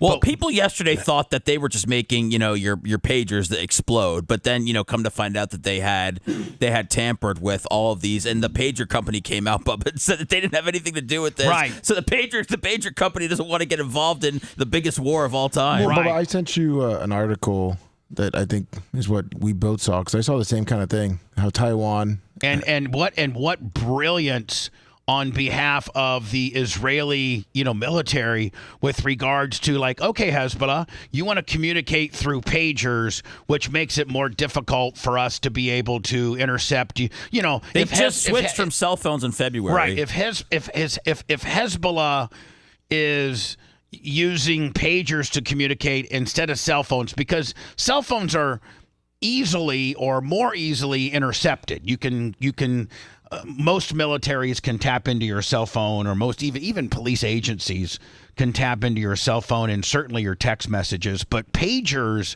are way, way harder to intercept, because usually it's just little messages or numbers or things like that you have to decipher. So the Israeli military intelligence division, they get a hold of, is this the article? Yeah. It looks like they got a hold of the Taiwanese pager manufacturers and said, hey, listen, here's whatever deal they cut with them. I don't think they told Taiwan to put them in, man. Well, how else do they explode? They did it on their. I would think they'd have to do that on their own. There's no way that you can let all these people know what you're up to. All right, now they're saying Hungary also is involved, because Hungary's want to imported them. So then how much explosive can you really have in one? Well, listen, they blew holes in people yesterday. More details have emerged on Tuesday's unprecedented attack on Hezbollah. Gene, it was blowing some dudes' legs off. They were able to pack enough stuff inside these little pagers. Did anybody die from it? 9 people died. 2,800 hit. Well, if you got a pager, you're a bad guy anyway, so good. That saw thousands of pagers explode across Lebanon, killing 9 people and wounding nearly 3,000 I'll tell you what it does. It does two things. One, it'll show you F around and find out. And secondly, Seth, I guarantee you every Hezbollah that has a pager doesn't have one anymore. They're like, I am not wearing that on my hip for it to blow my balls off. Oh, talk about stopping the family name. Now these terrorists aren't going to be able to have little terrorist babies. Well, it kind of goes back to Gene's philosophy is I'm gonna start grassroots Willie and find where everybody who's got a name. Like Gene said, if somebody had knocked out his wife, like that poor grandma in New York, he would find that person's family and start with them, and then just work his way up to the bad guy. So what it says, Bubba, is that the Mossad injected a board inside of the device. So it looks like the Mossad, they're saying a couple of their spies infiltrated the assembly line. Or maybe the truck that was bringing them into these bad guys, they took the truck down. No, they're saying that according to the Lebanese, they're finding out that Israel Spy Service was in the production level. So Israel spies, they get into the production level of where these beepers are being manufactured, and they put these. They injected something into the board. Yeah, something into the circuit board. Nitroglycerin. That could. But they didn't know who was going to get that then. No, all those pagers were made just for just Hezbollah. for those. Yeah, so for those three, that lot of 3,000, Gene. All right. That particular lot of 3,000 all had the explosive juice in it because Israel intelligence put it in there, and they knew they could hit one button and it all go off at the same time. Sweet. Kind of like when the feds come to your house and 4 of your buddies are in on it. They hit all 4 houses at the same time so that I can't call Gene up and say, Gene, get the hell out of there. The feds just came to my house. Don't they hit them all at the same time? They synchronize their clocks and say, okay, at 5:55, knock the door down. All 4 bad guys in 4 different locations get their doors knocked down, and then they can't compare notes. They're done. Including So they had all 3,000 beepers blow up at the very same time. That way, one of the dudes couldn't call one of the other dudes and said, hey, man, take off your pager real fast. It could blow your hip off. I just got my hip blown off. I'm not trying to laugh, but I think it's funny. Did you see that? Did you see the hospital scene? No. Oh yeah, that was bad. Hold on. Group's fighters and Iran's envoy to Beirut. Israel's military has not commented on the blast, but several sources told Reuters that a plot by the country's Mossad spy agency appears to have been many months in the making. So what do we know about the attack so far? Why is all them people there? For what? A senior Lebanese security source and another source told Reuters that Mossad planted up to 3 grams of explosives inside 5,000 Taiwan-made pagers ordered months ago by Hezbollah, which went undetected by the Iran-backed group. I mean, I think this is brilliant warfare. Brilliant. You want to screw around with us? You want to try to, go ahead. We're going to go ahead and put spies in the pager production facility, and this one particular lot of 3,000, we got the special blow-up juice in there, and we're going to be able to hit a button. It's going to be a Kiss concert and blow your hip off. Nine people dead. Good. Yeah, I mean, for real. The senior Lebanese... Brilliant. I'm sure some people are rethinking their commitment to Hezbollah. Right. If I'm a pager carrying... 29,000 to go. If I'm a pager carrying Hezbollah, dude, I'm like, hey, Seth, you might not want to wear your pager because my 2 buddies got their hips blowed off yesterday. It's not good. I mean, I feel like they probably got all the guys that were wearing pagers. Well, I mean, at least that lot. I don't know how many are actually... It'd be interesting to know how many total pagers are out there. A source said the devices had been modified by and even if you had one that didn't have the blow-up juice in it, I don't care. I'm not taking a chance. I ain't wearing it. I'm going to keep it in my back of my truck. By the way, apparently somebody from Hezbollah started thinking things were suspicious, I guess, a few days ago. So that's one of the stories that's coming out. Spy service, quote, at the production level. The source said 3,000 of the beepers exploded when a coded message was sent to them. Simultaneously I think that's a guy that may have took a lick right there. He had it in his bag, yeah. Activating the explosives. So just having is this more footage? People gathered at the Red Cross Center in Sudan after the attack to donate blood for the wounded. Hospital footage reviewed by Reuters showed men with missing fingers and gaping wounds at the hip where the pagers were likely worn. Images of destroyed pagers after Tuesday's attack analyzed by Reuters showed a format and stickers on the back that were consistent with those made by Taipei-based company Gold Apollo. But the company's founder, Tsu Ching-Kwan, told reporters on Wednesday that the firm did not make the detonated pagers. This is the guy who owns the pager This guy's company. like, please leave me alone. Yeah, like, please, Hezbollah.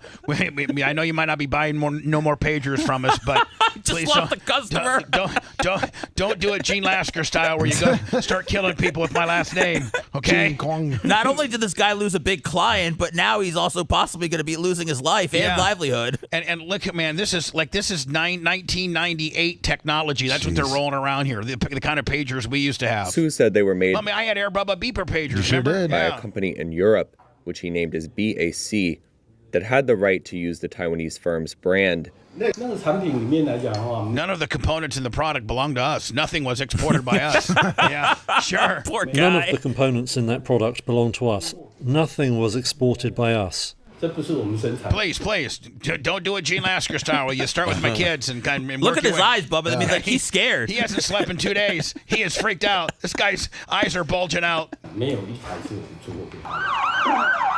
An effort. And I mean, even if you're just a regular wanting to buy a pager consumer and there's more than one pager manufacturer to choose from, when we're going into the pager place, Seth, I'm like, Seth, don't buy that kind. That's the kind that blows up. But Bubba, even if you saw this in a movie, you wouldn't even believe it. No, this is like some real spy stuff. You know what I'm saying? The spies infiltrated the manufacturing assembly line and put blow-up juice or blow-up components inside of it. Were able to get away with it. Get them sealed. They were completely perfect. They looked like a normal pager, and then they could hit one button and simultaneously blow 3,000 of them up. They were distributed. Like everybody had them on. They knew. Oh, yeah. I mean, This is some brilliant stuff. They did it exactly at the right time of day. But only 9 people got hurt. Yeah, but died. But hold on, 9 died, Gene. There was a whole bunch hurt. But just think of these guys have holes in their butt. They're gonna die. Not only that, Gene, but just think about what it does to the morale now of Hezbollah.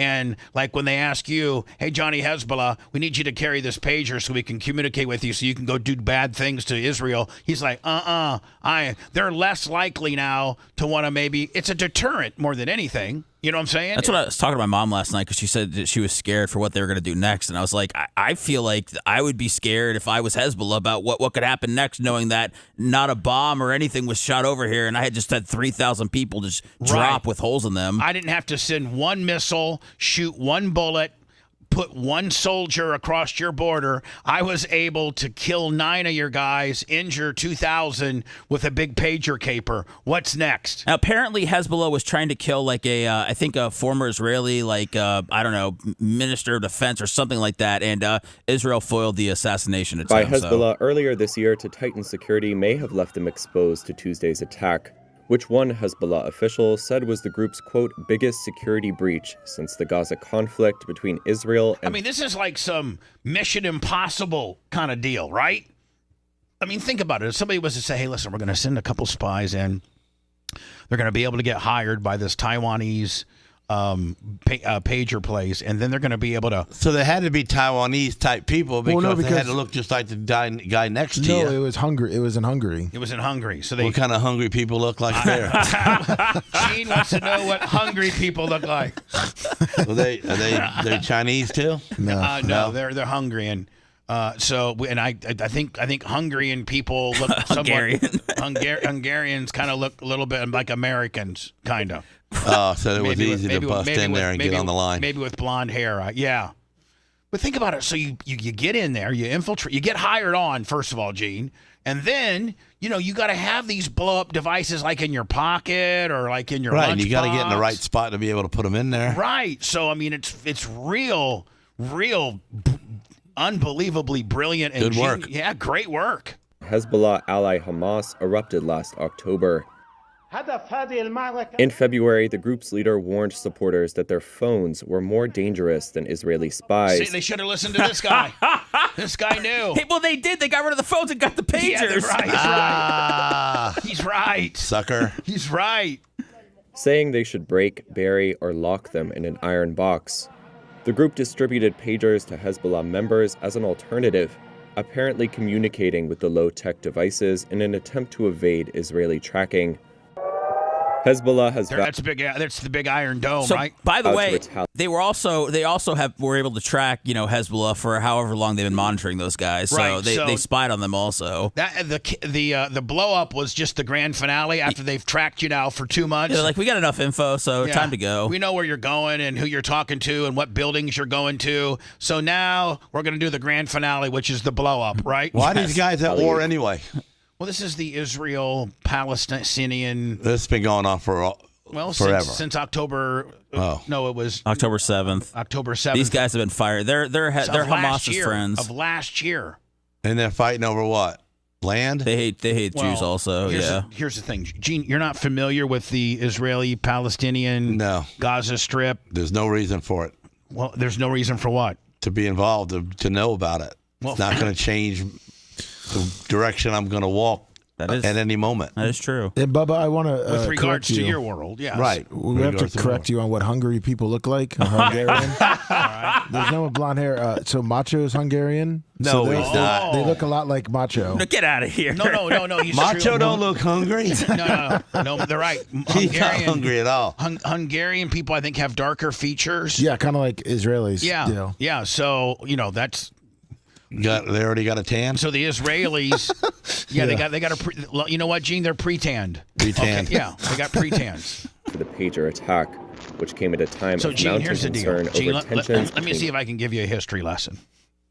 So after World War II, and World War II was pretty much started by Hitler, and Hitler was trying to control all of Europe. He was trying to take over everything. And he got greedy and started even getting into Russia and started getting into Great Britain. And then that's when we got involved. And really, Hitler might have succeeded had we not got involved. But we got involved and we stopped Hitler. Well, and Gene, I don't want you to be disrespectful, but Hitler didn't like a particular type of person. Do you know what type of person he didn't like? That wasn't white. Well, he particularly hated Jewish people. But they're white. I know they're white. It doesn't make any sense, okay, Gene? So anyway, he wants to like all the hot, like the Holocaust and all of the camp, concentration camps. Yeah, that was and he killed bad. like 6 million Jews. Like he's the barbarian. It's horrible. So after World War II, I don't know what treaty or what agreement or what, but they needed, the Jewish community, the Jewish population needed a place to call their own. These people that have been displaced through the war, and they couldn't go back to Germany because Germany was just absolutely rubble, and they just couldn't go back because they'd already been forced out or killed. So the remaining and surviving Jews were migrated to Israel and were recognized. Was Israel, and again, Seth, you probably need to help me out here.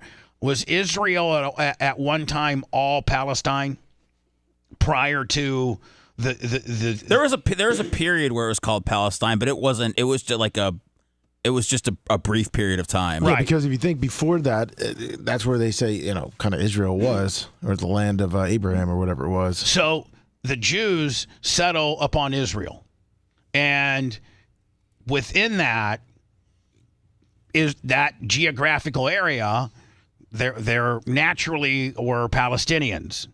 And so they came to an agreement, or I don't know if Israel took it or what. I'm not quite up on the probably the history that I should know about it, but there's been a constant fight.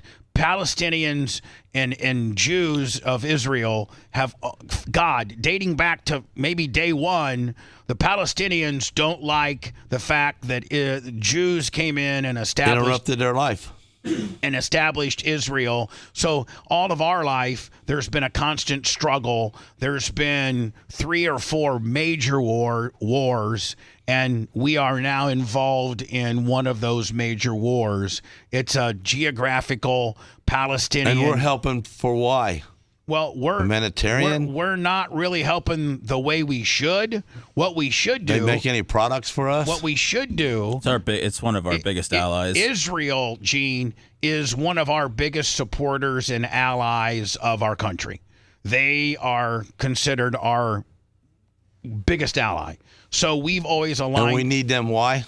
Well, we need them because they're our biggest ally, and they've helped us, and they tend to be better people than the Palestinians, less militant, easier to deal with, friendlier.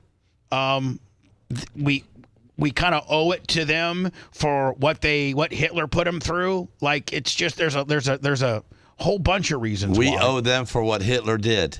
Well, See, that's Democrat.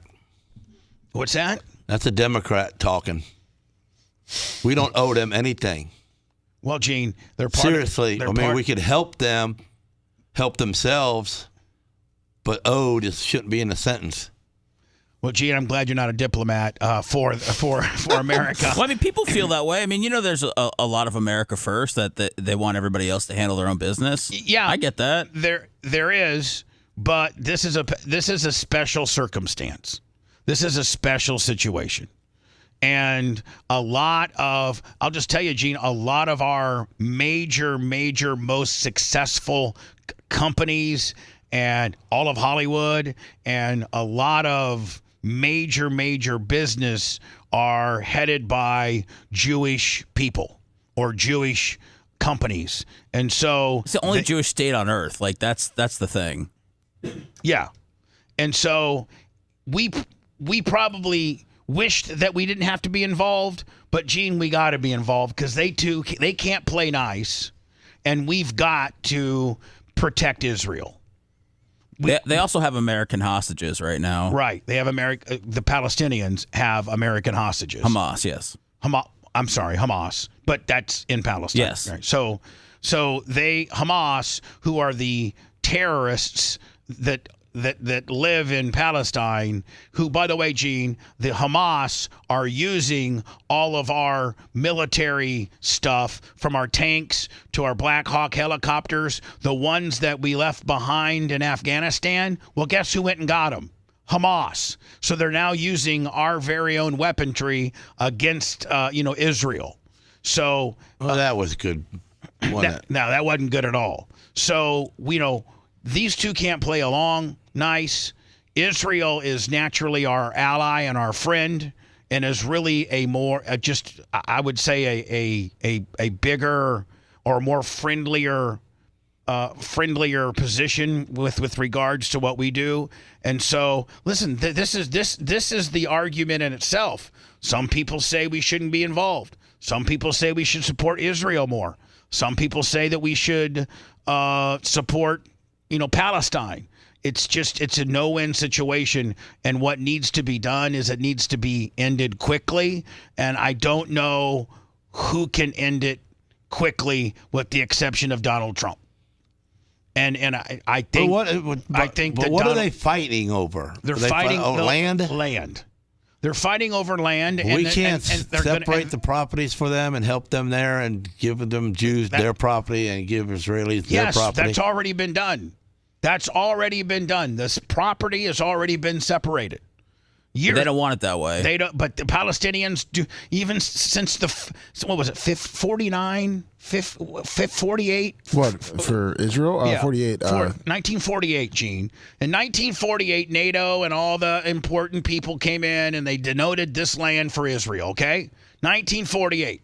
Well, the Palestinians have been mad ever since then, and every 10, 15, 20 years, the little dust-up comes, and it ends up being bad. And we're in the middle of one of these dust-ups, and during these dust-ups, they take American hostages and use it to their advantage. And Israel is a very, very strong military country, very strong. Some of the best trained soldiers are from Israel. We often take former Israeli soldiers and hire them to be in our military for intel. They're brilliant in that way. So this is not supposed to be happening. Palestine started it, as they always do, and we need somebody strong to come in here and to show some type of muscle to make this go away and make them play nice together. And really all we need is a ceasefire. But the Israelis and others are thinking, that we need to step in more aggressively to make sure, or this is just going to go on and on and on. It is going to go on and on forever. What would be the best thing, just to completely get rid of the Palestinians and just don't have them anymore? Well, and inevitably, no. What would be best would be to go in and get rid of Hamas, and because they're the ones that are the government, and they're the ones that have infiltrated the Palestinian government and are being dicks. Well, that don't sound like a hard problem. Get rid of Hamas, right? But we need a leader to have that mindset to work with Israel to do that, and in doing that, you're gonna instantaneously polarize and piss off some people that don't feel that that's the right thing to do. But it is the right thing to do, because if you don't do it, this will never stop. This will always. It's like the bully, and it's like the bully in the schoolyard. And until somebody punches him in the nose and he sees blood, he's going to keep being a bully. Yep. And so that's my best way to put it. I don't know if I'm factually right or not. It's so involved. There's so many layers. I don't even know if there's a simple way to explain it. There's not to a guy like Gene who doesn't know anything about it. And I'm not making fun of you. I choose not to listen to it or read about it, though. Maybe I should, but it's like, if you did read what could I possibly change? Well, I'll tell you what. The only thing you could really do is vote for a candidate that would help them, that could potentially put an end to this. Right. Now, whoever that candidate may be, that's your choice. Maybe some people think that Kamala Harris has a better plan for this. Maybe some people think that Donald Trump has a better plan. That's the $64 million question. Which of those two have a better plan for this to end peacefully in a ceasefire. I don't know that either one of them really do. But it's an absolute crap show. I mean, it really is. When Trump was in office, was the fighting pretty much settled down? No. There was no fighting. There was no fighting. There was no fighting. There was no Well, fighting. what does that tell you? There was no fighting in Ukraine. There was no fighting in Israel / Palestine, the And West we wasn't Bank. giving billions of dollars away to help people. We wasn't giving billions of dollars away to help people, and our borders were pretty much closed. It's kind of a simple fix, ain't it? Well, for some that is. For others, they'll vehemently argue with you and say that he's a tyrant, he's a narcissistic megalomaniac, that he wants to be. Some people have called him Hitler. He didn't grow up in a middle-class community where people cared about their lawns. Where he worked at McDonald's. His dad wasn't Jamaican. Nope. I mean, there's a lot of things going against the guy.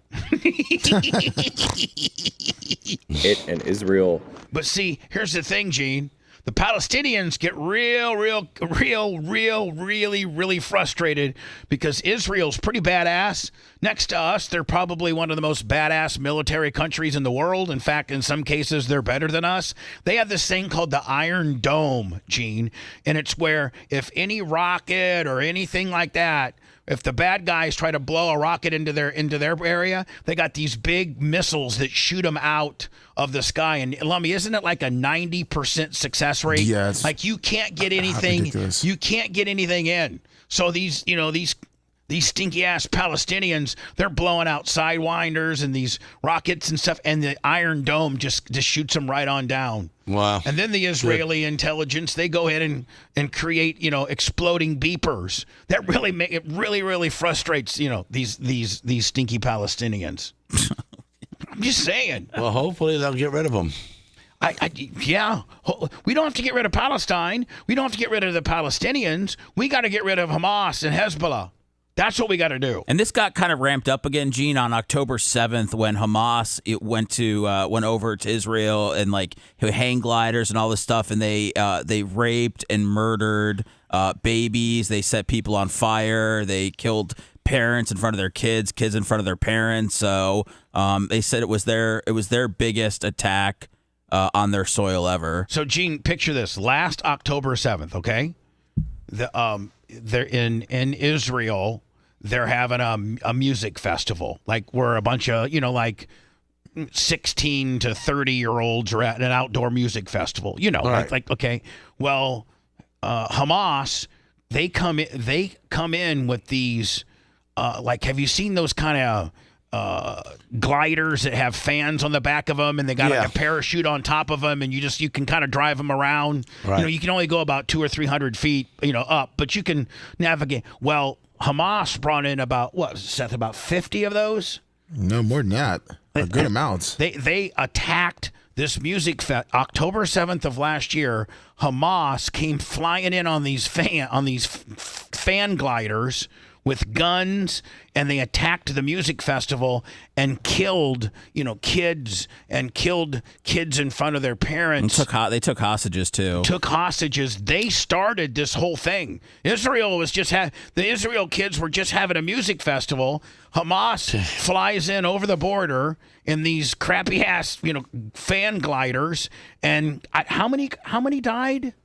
How did they get out of there? Were they captured? All of them? Biggie 7375, $50. No, they got out. They got out. A lot of them. Yeah, a lot of them got Just out. walked? But they captured. They were raping Israeli women in front of massive crowds, just raping these girls and putting a bag over their head, then killing them. I mean, they started it. Hamas and the Palestinians started it on October 7th of last year. I sent you the little what? glider. What was their idea? I sent you the glider they came in on, Bubba, for Gene. Yeah.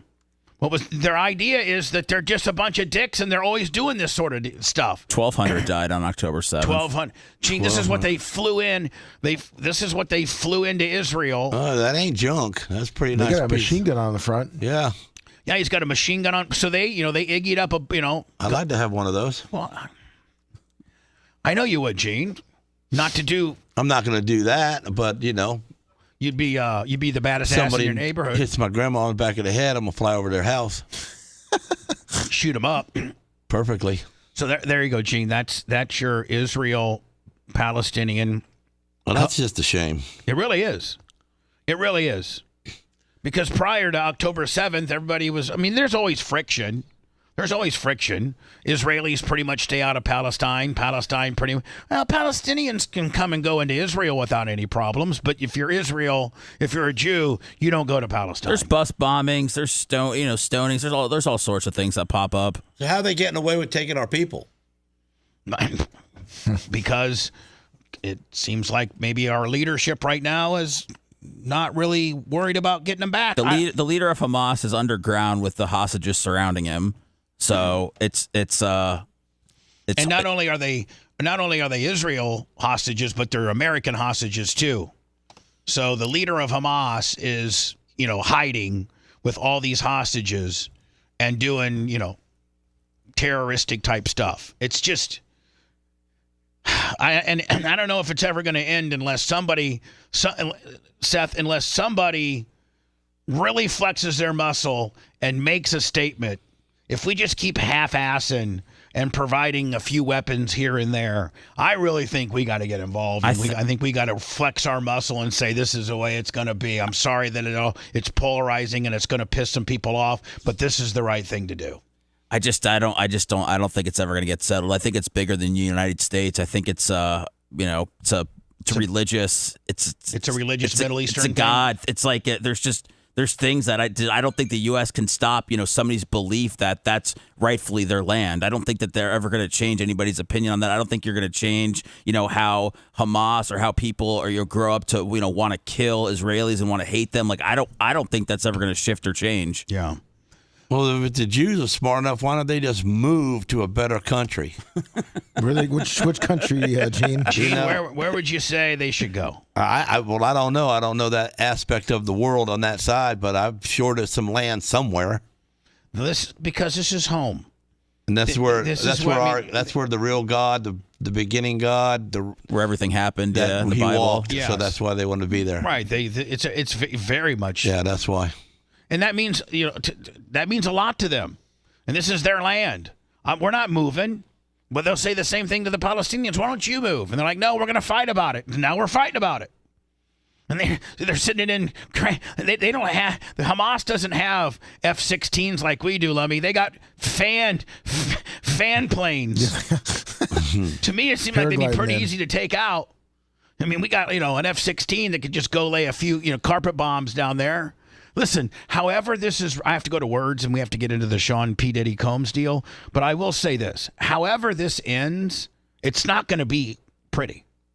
And if you're going to end it correctly, it's not going to be pretty. It's not going to be necessarily something that everybody agrees with. But unless we do something big and show a force in some way, shape, or form, and if we just continue to provide weapons and a little bit of support to Israel, it's just going to be half-assed, and we're never going to have closure on this. And this is the final straw. This is an opportunity to really put an end to this. But I don't think 5,000-pound nuke. There you go. Say it, Gene. Just clean it. Clean the land and start over. There you go. I mean, even though it's all in rubble, God walked on the rubble. If you want a deep dive into the Bubba the Love Sponge show from the past, go to BubbaArmyHQ.com. We'll be back after these words.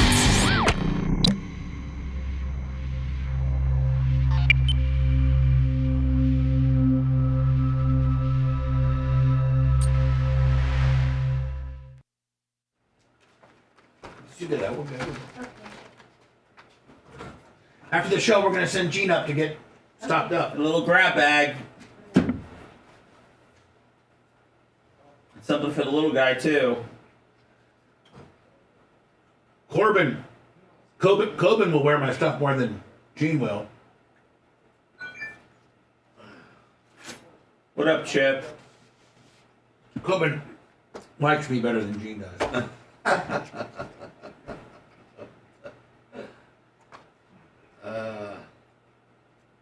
What up, Neil? What up? Brian, what it do? Roll call.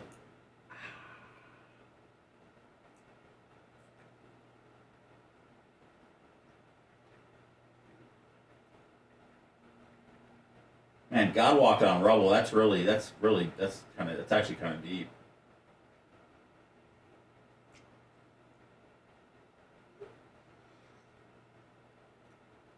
Fuck yeah, Chip. Thank you. What's up, 69?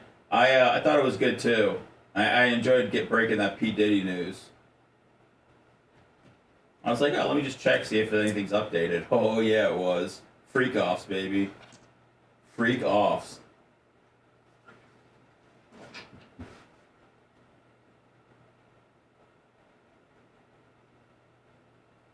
Oh yeah, Rio was fucking. How about this one? God walking on rubble. What up, Johnny? Johnny Z.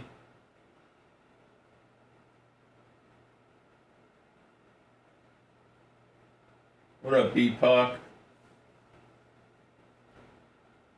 I feel good about that, Wyatt. I feel like we explained things, we asked the right questions. I still don't know, why Diddy had the need to, traffic and run sex parties and shit, but I don't know. I guess billionaires can't be normal. What up, Nats fan? Nats fan, we got James Woods, baby. He's raking. James Wood. Who's James Wood? Baseball player. Oh. The Nats are my adopted team.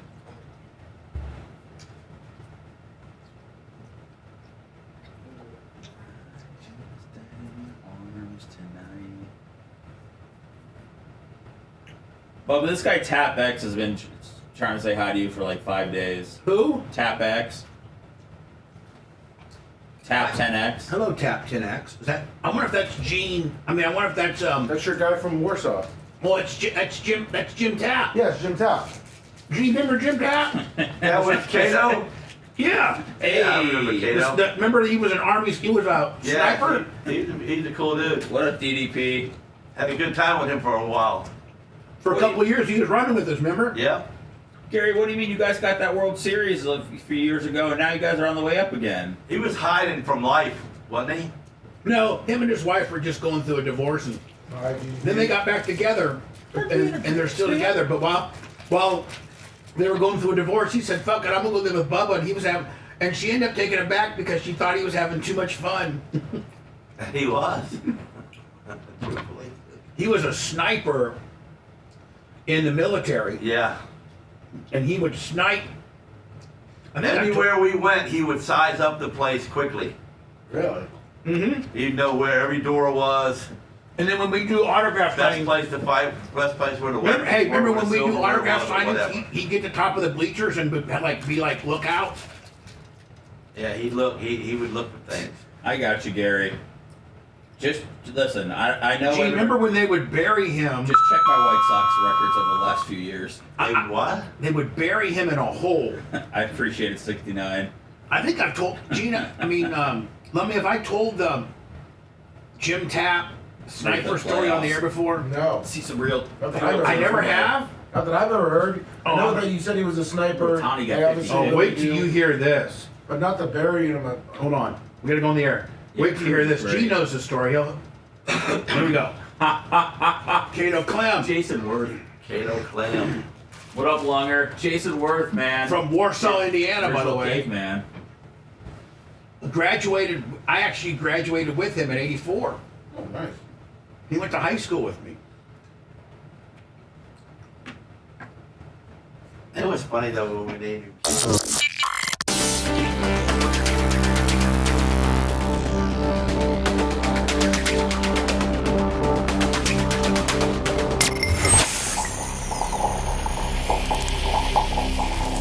You're fired. Get out of here. You're fired.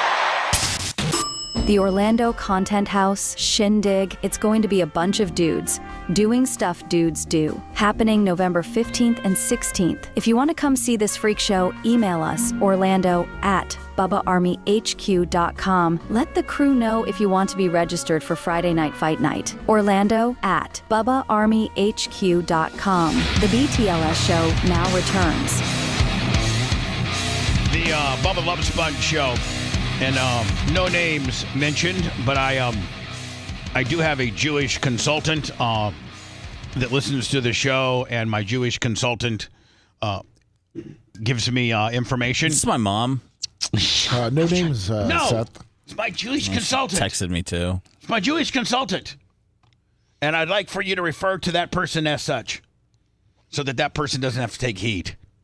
Because I love that person. Well, she's not. Is she taking? Is it a political? Why would she take heat if she's not. saying the truth? Well, because chat is full of a bunch of dicks, and sometimes I'll be like, "Yeah, I'm talking to Elise," which is Seth's mom, and then people will say bad things about her, just like they say bad things about my sister, just like they say bad things about my mom sometimes, just like they say, just like they say a lot of bad things about me.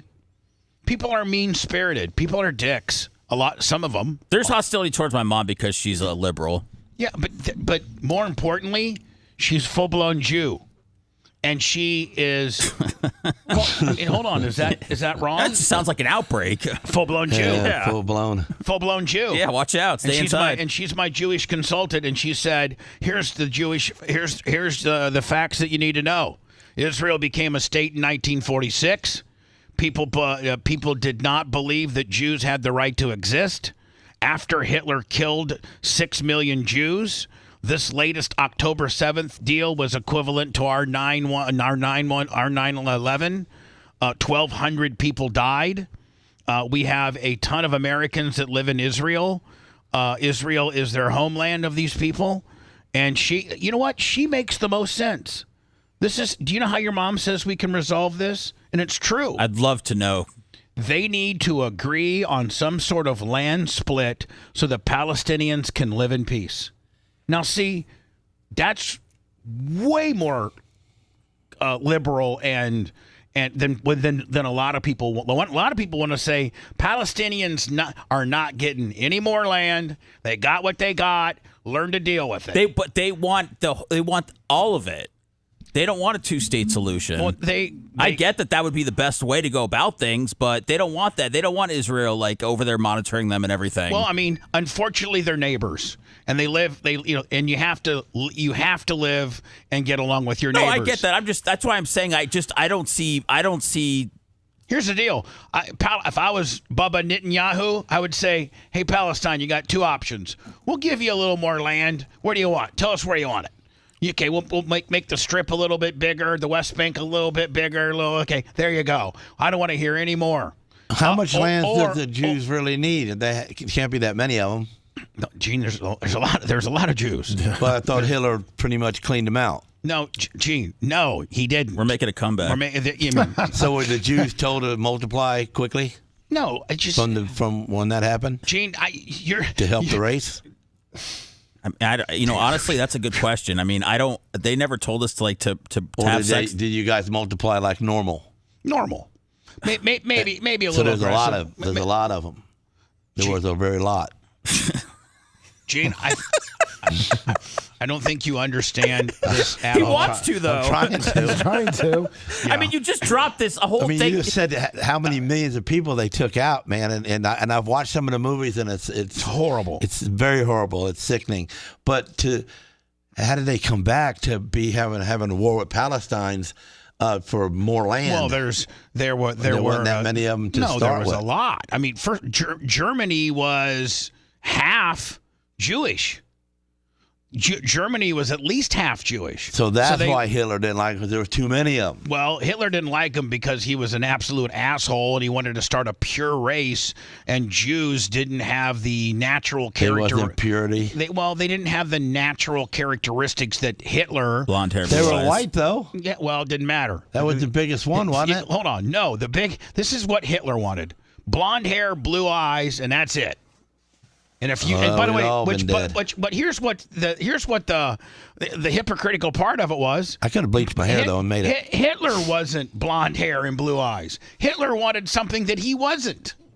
This master race of blonde hair and blue-eyed people. And that's the narcissist part of him. That's one of the many problems with him. So, but Elise is right. If Palestine would agree, we're going to give you a little more space. Going to spread you out a little bit more, and this is good. But they'll still fight about it. They're never going to be happy about it. So I think we probably need to move on. So the Jews are at fault too. What do you mean? Well, if they're going to give them a little bit more land and help them out, and they're going to want more and more. So it's like it's never going to fix it. Well, I don't know if it's ever going to get fixed. It's not the Jews' problem. It's their land. That would be a nice gesture for them to offer the Palestinian, and even Jewish people are saying, well, we could potentially give them a little more land. But they're never going to be happy until they have all the land. So we got to get rid of one or the other. Yeah. Well, no. Get rid of the Palestinians. Jews get all the land. Everybody's happy. There you go. You get rid of the Jews. Palestine has all the land, and they're happy. Hold on. No more war. Hold on. Ladies and gentlemen, we have a press conference here, and Gene Lasker has come up with a way that I think we can rectify this Israel-Palestinian conflict. Gene, take it away. Well, we just fixed the world on that part of the world by just giving one or the other. Make one wins, and Jews are now Palestinians, and they're not Jews no more. If you want to stay alive, or you got to go. That's not what you said the first time. The first time is what you said is what I was trying to. Right, the Palestinians win and they get all the land, or the Jews win and they get all the land, and one or the other. Well, if they were to fight straight up, Gene, it's not even a fair fight with regards to the military power. Well, that's what would start World War III, is that they would, draw support from, possibly Iran, and then, then we got to step in because we got to smash Gene, Iran. Here's what you don't understand. Israel's ally is America, okay? Well, the Palestinians' ally are Iran, Iraq, Hamas. Well, let's just go to war. That's where we're headed. Let's go. That's where we're headed. Smash them. So if you look at Israel's ally, us, okay, we're reasonable. How close is Iran to the Palestinians? Right next to them. So if we took out Iran and give them to the Jews, they'd have that much more land. Gene, that's not. Now we're talking. Gene goes, let me tell you something. Is Gene running? Not only are you going to be able to keep your existing land, but we're going to go ahead and give you Iran too, Jews. Because we don't need no Irans. Could you imagine? They're needless. Can you imagine if Gene was the president? Well, no, I'm just imagining Donald Trump sitting down with Gene and being like, tell me about your plans for Israel. Yeah. And Gene's like, we're going to take Iran, and then we're going to do this, and we're going to move it here. They've never been nothing but trouble my whole life that I've known. Right. So why just do away with them and give them to the Jews? The Jews are good. Jews are good. Right. That's what you need to know. Jews are good. Thanks, Gene. We're taking a lot of heat right now. A lot of people don't think Jews are good, and they've had. And listen, man, the struggle's been real with the Jews. I mean, the Jews. I had a Jew, a neighbor, and he never stole my mower. I used to leave it out. Right. So, but Gene, I'm saying he didn't need my mower. He had his own, and he was had his own money. He kept his grass cut too. Right. But Gene, are you saying? And we're not let me walk you through this path. But are you saying that you've had other neighbors, maybe that were not Jewish, and we're not going to say what they were, but they stole your mower? You didn't leave it out. Right. It wasn't there. Right. But the Jewish guy lived across the street. He didn't take your mower. No. That's all you know. Is your mower was okay with the Jewish dude. Right. So let's just help them out. Take Iran out. Give them that property.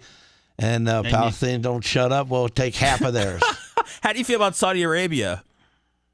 We need them, Gene. We need them. We need them, right? Okay. They got the oil. Yeah, they got the oil. We just tell them to play nice. Stay out of it.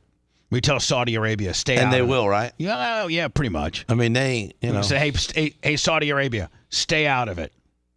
Hey, Israel, how would you like to have Iraq and Iran? There you go. Get a BOGO. How would you like to get a BOGO? Go.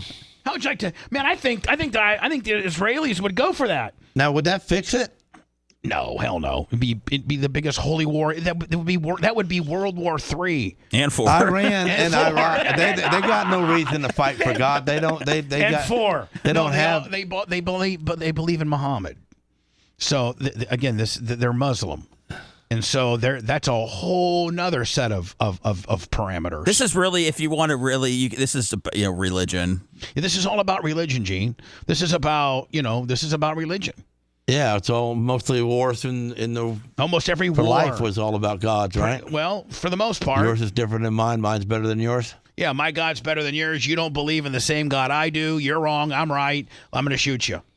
Yeah, God and Land, I think, right? Yeah, God and Land. God and Land. So, speaking of which, let me. Jim Tapp is his name. Yes. And he's what's his screen name on? Tap 10X. Tap 10X. And Gene knows Jim Tapp. And Jim Tapp. I know Miss Cato. So in 2000, when I was driving a sprint car for Gene Lasker, and he lived with me in my big ass mansion. And then the reason why he lived with me is him and his lovely wife, which, by the way, they got back together. Oh, that's good. They were going through potentially a divorce. And so I didn't even have Tyler. I had nothing. I was just me living in this big ass house, running hose. And racing sprint cars and being on the radio, racing sprint cars and running hose. So I needed So Jim Tapp came to me as a really good friend of mine who graduated high school from me. I didn't know that he was in Tampa. Reached out to me and was like, "Listen, me and my wife are going through a divorce, and I kind of need a place to stay for a few months." Was that Eugene? Nope. What do you mean no? Who else has? Was that Meatloaf? Who was that? What? Who is that? Who was It was that? an Iraq guy. Because he's an idiot. Gene, who tried to call you? And what I don't know who tried to call you. What ringtone is that? I don't know. It's Disturbed. Like me. Right. So Jim Tapp, Jim Tapp starts living with me, okay? Yeah. Because him and his wife are going through a divorce.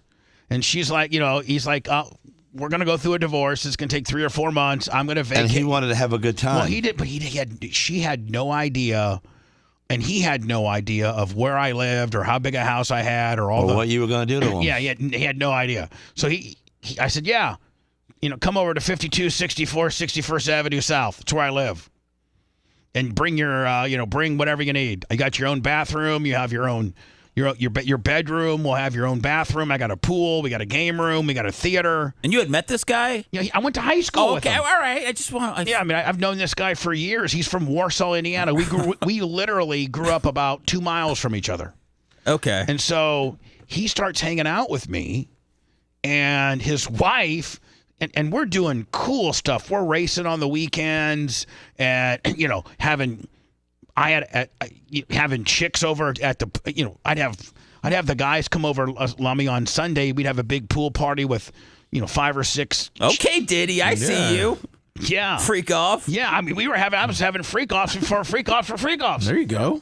It was just called the Sunday Fun Day, Bubba. And I would literally have chicks by the pool and everything. So Tapp calls his wife. Jim Tapp calls his wife up and says, "Hey, man," she's like, she's all lonely. She's staying home on weekends, boo-hooing. And Jim's like, I'm having a pool party with 15, strippers, and I'm going to Jacksonville racing with the dudes, and I don't even have time to worry about whatever. Well, that's what ended up getting them back together, because Jim was having such a good time with me that she's like, I'm not having such a good time being just a soon-to-be divorcee, 30-some-year-old, and my soon-to-be ex-husband's out, just straight living like a rock star. I didn't know he was going to move in with the most popular radio personality in all of Tampa that, has his own sprint car team with Gene Lasker. And Gene, we were gone every weekend to a different city, signing autographs, winning races, just having a great old time. Yep. But I didn't. But you did enslave the guy. What do you mean? He did turn into a slave. Well, he didn't. What'd you do to him, Bubba? Everything. Bubba didn't get his own Cheetos. Oh, no. Okay, and Bubba be 10 feet from the cabinet. You made this guy get your Cheetos? No, Gene is such an he knows I'm telling you the truth. He knows about as much about that as he knows Cato about did everything. the Israeli Hamas conflict. He knows Bubba, nothing. He did everything. Did he go shopping for him? He did. Shopping for him, the dishes, bro. He did shop for me. He did the pool. He did have his own American. Make sure the shower was on and at the right temperature before Bubba got there. No, all of that, man. I'm telling you, the dude was run ragged. He got old. He aged. What temperature does Bubba like your shower? I don't know because I'm not that guy. So he ain't telling me that. You told him that. So so they named him Cato Clem because he was like my houseboy, and there were songs about him. And next thing you know, his wife has to listen to the radio and hearing, her husband, her soon-to-be ex-husband, has full-blown parody songs about Cato Clem. Was she following his life? Not really, but we were the #1 rated morning show, so she would listen in the morning, and I'd have she followed somewhat. I'd have like, man, me and Cato were in Jacksonville last weekend, picked up a couple chicks, and then we had a pool party this past weekend, and Boys with the Bass and Fabrizi, we all went out on the boat. And Cato, make sure there's 15 pizzas at the house when we get home. We got people coming over. So I didn't know that Jim Tapp. So I knew he went to the military right after high school, but I didn't know what he did. And so, living with me for I think he lived with me for almost a year. Oh, really? Mm-hmm. And so he later on told me that he was a sniper. And I was like, oh, okay. I mean, where you're on top of a building and you'd see some bad guys. This was during Desert Storm. You got a sniper fetching you snacks. Yeah. So, no, hold on. So hear this. He did it, too. So listen. I didn't know it was like, listen to how, and try to put yourself in this scenario, how nervous. First of all, I don't think anybody that I know could do this. Even Eugene being a badass, I don't think you could do this. And this is what he had to do. This is during Operation Desert Storm or Desert, whatever the hell it was in the 90s. He just wouldn't be on top of a building and be sniping off the soldiers from the opposite. No. What they would do is they would go and it would be him. He'd be the shooter. And then he had another guy that had binoculars and a radio system, and he would be the eyes and the communication guy. And they would literally go and bury themselves. All the roads, and they're all desert. Everything's desert out there. And so they would have intel. I think he was a Marine. The Marines would have intel that tomorrow at 2 p.m. an Iraqi or whoever we were fighting back then, general, will be traveling down this road in a caravan, and you need to take him out. And so they would go in the day before, dig a little hole right beside the side of the road, and they would literally be in this hole for 12 to 15 hours, having to be still, and then they would get a radio call. Okay, they're 2,000 yards away, and the general is in the second vehicle, passenger side. And so he'd have to pop up out of the sand just enough to get eyes on him. And within 1,000 feet, you could only, he could only shoot from 1,000 feet and closer. And you'd have to pick the passenger on the second truck, shoot him, kill him. The guy that was your partner had to verify, with binoculars and stuff that the guy was dead. And then you'd get up and start running because now the other 3 trucks that are with the general, they're trying to find out where this is coming from, right? So they're all scrambling around. And when they see 2 American dudes that are running, and so at that point, they would be running and a helicopter would come and pick them up. And literally they would have a hook, and the helicopter would drop a big tow rope down, Gene, and they would just hook onto the hook, and they would yoke him out of there. And meanwhile, the bad guys are shooting at him, trying to shoot him out of the sky because you just killed their general. And that's what his job was. And he had, I think, 15 or 16 confirmed kills that way. And he said the most nerve-wracking part of it all was when they were laying there in the middle of the night and the bad guys were traveling to and from this road. Sometimes they would send tanks, and if the tanks would get off the road a little bit, there were several snipers that got smashed and ran over because you can't pop out and run. And, if there's a tank coming, the guy ain't paying, he's Gene Lasker and he ain't paying attention to where he's going, and he gets off the track a little bit. He runs over those 2 soldiers that are buried on the side of the road. So he's like, man, we would see caravans coming in the middle of the night. We knew that wasn't our target. Our target wasn't due till tomorrow at noon. And so we'd have to lay there perfectly still. And sometimes they would come within inches of running over us. Ow. Now, I could never in a million years think about doing that. No. Do you think when he was turning your shower on that he was wishing that he got run over? Yeah. He was wishing that Black Hawk helicopter would come above my house, throw down a hook, and yoke him out of there. That's what he was hoping. But how badass is that? How badass is that? So so one time we had these chicks over, and I had this BB gun, and I had a scope on it, and there was this annoying crow. I was like, ah, ah, ah. And so the girls are like, we don't like that. So Kato goes, you want me to take it out? I go, no, I mean, we probably shouldn't shoot a bird. You know, it's not cool. Well, Kate, he did. So the girls are like, you couldn't hit that bird anyway. And we're like, well, first of all, you don't even know who you're talking to. First of all, and the bird was like, a football field away. And Cato had to, he had to compensate for windage, and it was just a one pump little pellet gun. Geez. And he the bird didn't make it, and it upset the girls so much they left. But didn't it fall in the other guy's yard, and then it got a little heat over that too? Yeah, the next guy comes over, says, what happened here? And I'm like, I have no idea. And he's like, well, it's got a pellet wound in it, and I know you got a pellet gun. And I'm like, I don't have any idea. I'm like, I don't know. Guy didn't talk to me the rest of the time I lived there. He ended up moving out before I did. I got a dead bird in my yard. Yeah, like, well, I don't know what happened to him. He said, well, it's got a bullet in it. Yeah. I don't got a gun. Killed. Because I see you out here shooting your pellet gun for target practice all the time. Like, I don't know, sir, what to tell you, okay? We didn't have a relationship from that point forward. He might as well have been Hezbollah, and I might as well have been Israel. Oh, no. Let me get on time. When we come back, we're going to start peeling back the P. Diddy deal. They actually unsealed the indictment yesterday. He's having freak-offs. Did you see they had 1,000 bottles of lube? And baby oil, yes. And baby oil. And who messes around with baby oil anymore? Freakouts. You know what me and Gene Lasker use baby oil for? To coat our sprint cars so the mud doesn't stick on it. Right, Gene? That's about it for me. Yeah, man. Who wants to have sex with baby oil? I don't know. The guy was making pornos. I mean, you need anything you can get. Maybe he's doing like baby oil wrestling and stuff. I don't know. We'll start breaking the P. Diddy stuff down next. Hold on. You're listening to the Bubba the Love Sponge Show. If you want 24/7 on-demand Bubba and the crew, go to BubbaArmyHQ.com. The Bubba the Love Sponge Show will be back after this.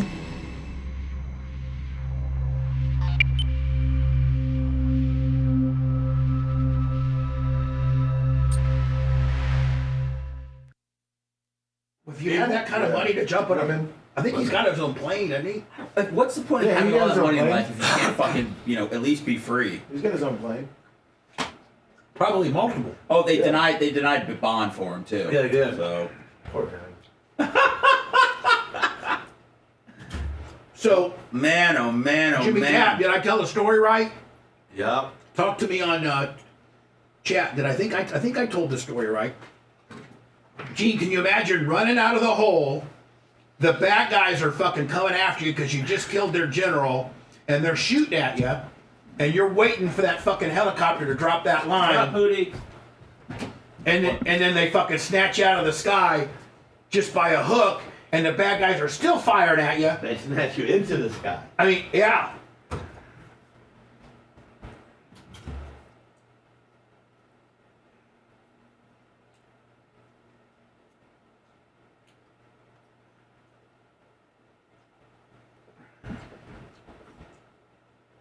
Jimmy Tap, did I tell the story right now?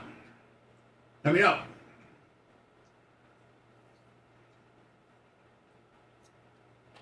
Maybe he's not listening anymore.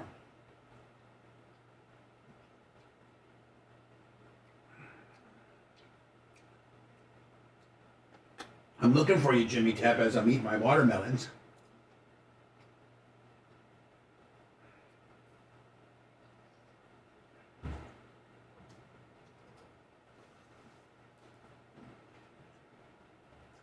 Maybe Jim can't confirm that because it would break like his veteran code or something.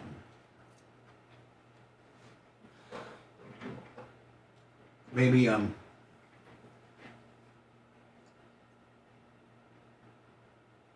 No salt on watermelon. I mean, I like salt on watermelon, but it's not good for you. I literally, except for popcorn, I don't salt anything. I take that back. I salt my baked potato a little bit and popcorn. I don't eat either one of those of any significance. So I'm already bloated enough. I don't need to get more bloated. Kato, let me know if I told the story right. You probably had to go to work.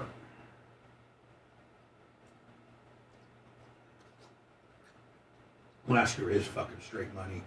He really is.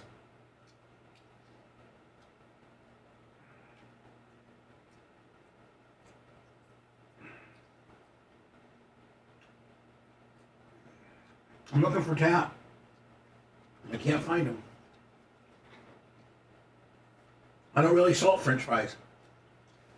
I mean, the salt that they come stock on them is good enough for me. You in here, Gene? Yeah, I'm in here. You're doing good today. Thank you. Thank you very much.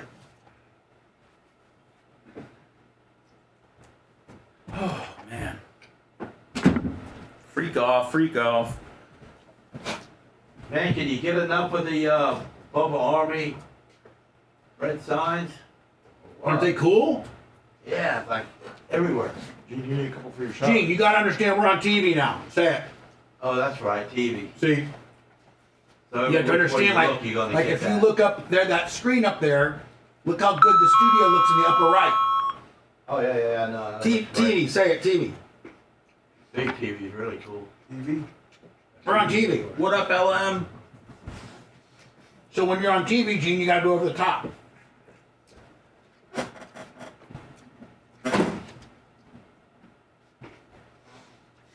Bubba. What's up, Paul? Can you make an announcement that if they have qualified for BARP and they haven't sent their ring information in, to please email their ring info? Email Grouper Lips or email the ring at? The ring, What's the email? Bar party. I'll throw it over to you, okay? Okay. I love our show emails. We have so many. We do. Now the bus ones are going pretty well. I can't hear you. I got my earphones in. I'm talking to Seth, sorry. Here we go.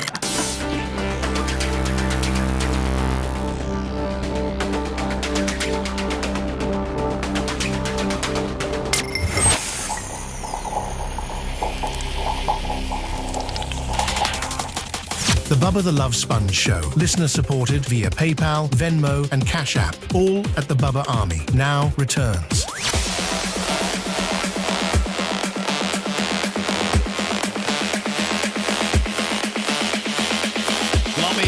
He has got a new hobby, and it's called setting up email accounts. Yes. He loves. I mean, if you're going to mow the lawn this weekend at your house, go ahead and email us. I plan on mowing at BubbaArmyHQ.com. If you plan on maybe having lunch today with your best friend, please email having lunch with best friend at BubbaArmyHQ.com. Me, Mike, and Macho love setting up new emails. Yeah. How many do we have right now, Lummy, for real? I don't even know the count. Well, first of all, if you plan on joining us in Orlando for the Content House, we'd like you to email us, especially that Saturday night at the Ale House, where we're going to break out the cash cube the last hour. Or send us an email.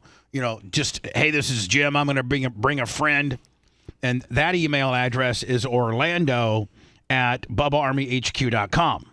Now, Lummy, that we're getting down to the wire with regards to ring sizes and how you want your name spelled and all that kind of stuff, you can communicate if you qualified for BARP or a ring or any of that craziness. Like, for instance, Gene, I have to get Gene sized up here. I think he's probably a 14 or a 15 with those big ass. You looked at my finger and guessed the size with his big monkey hands. Boy, his left hand is far smaller than his right hand. His right hand is full gorillaed out. And his left hand's like a normal dude. But his your right hand, Gene. I'm right-handed. Yeah.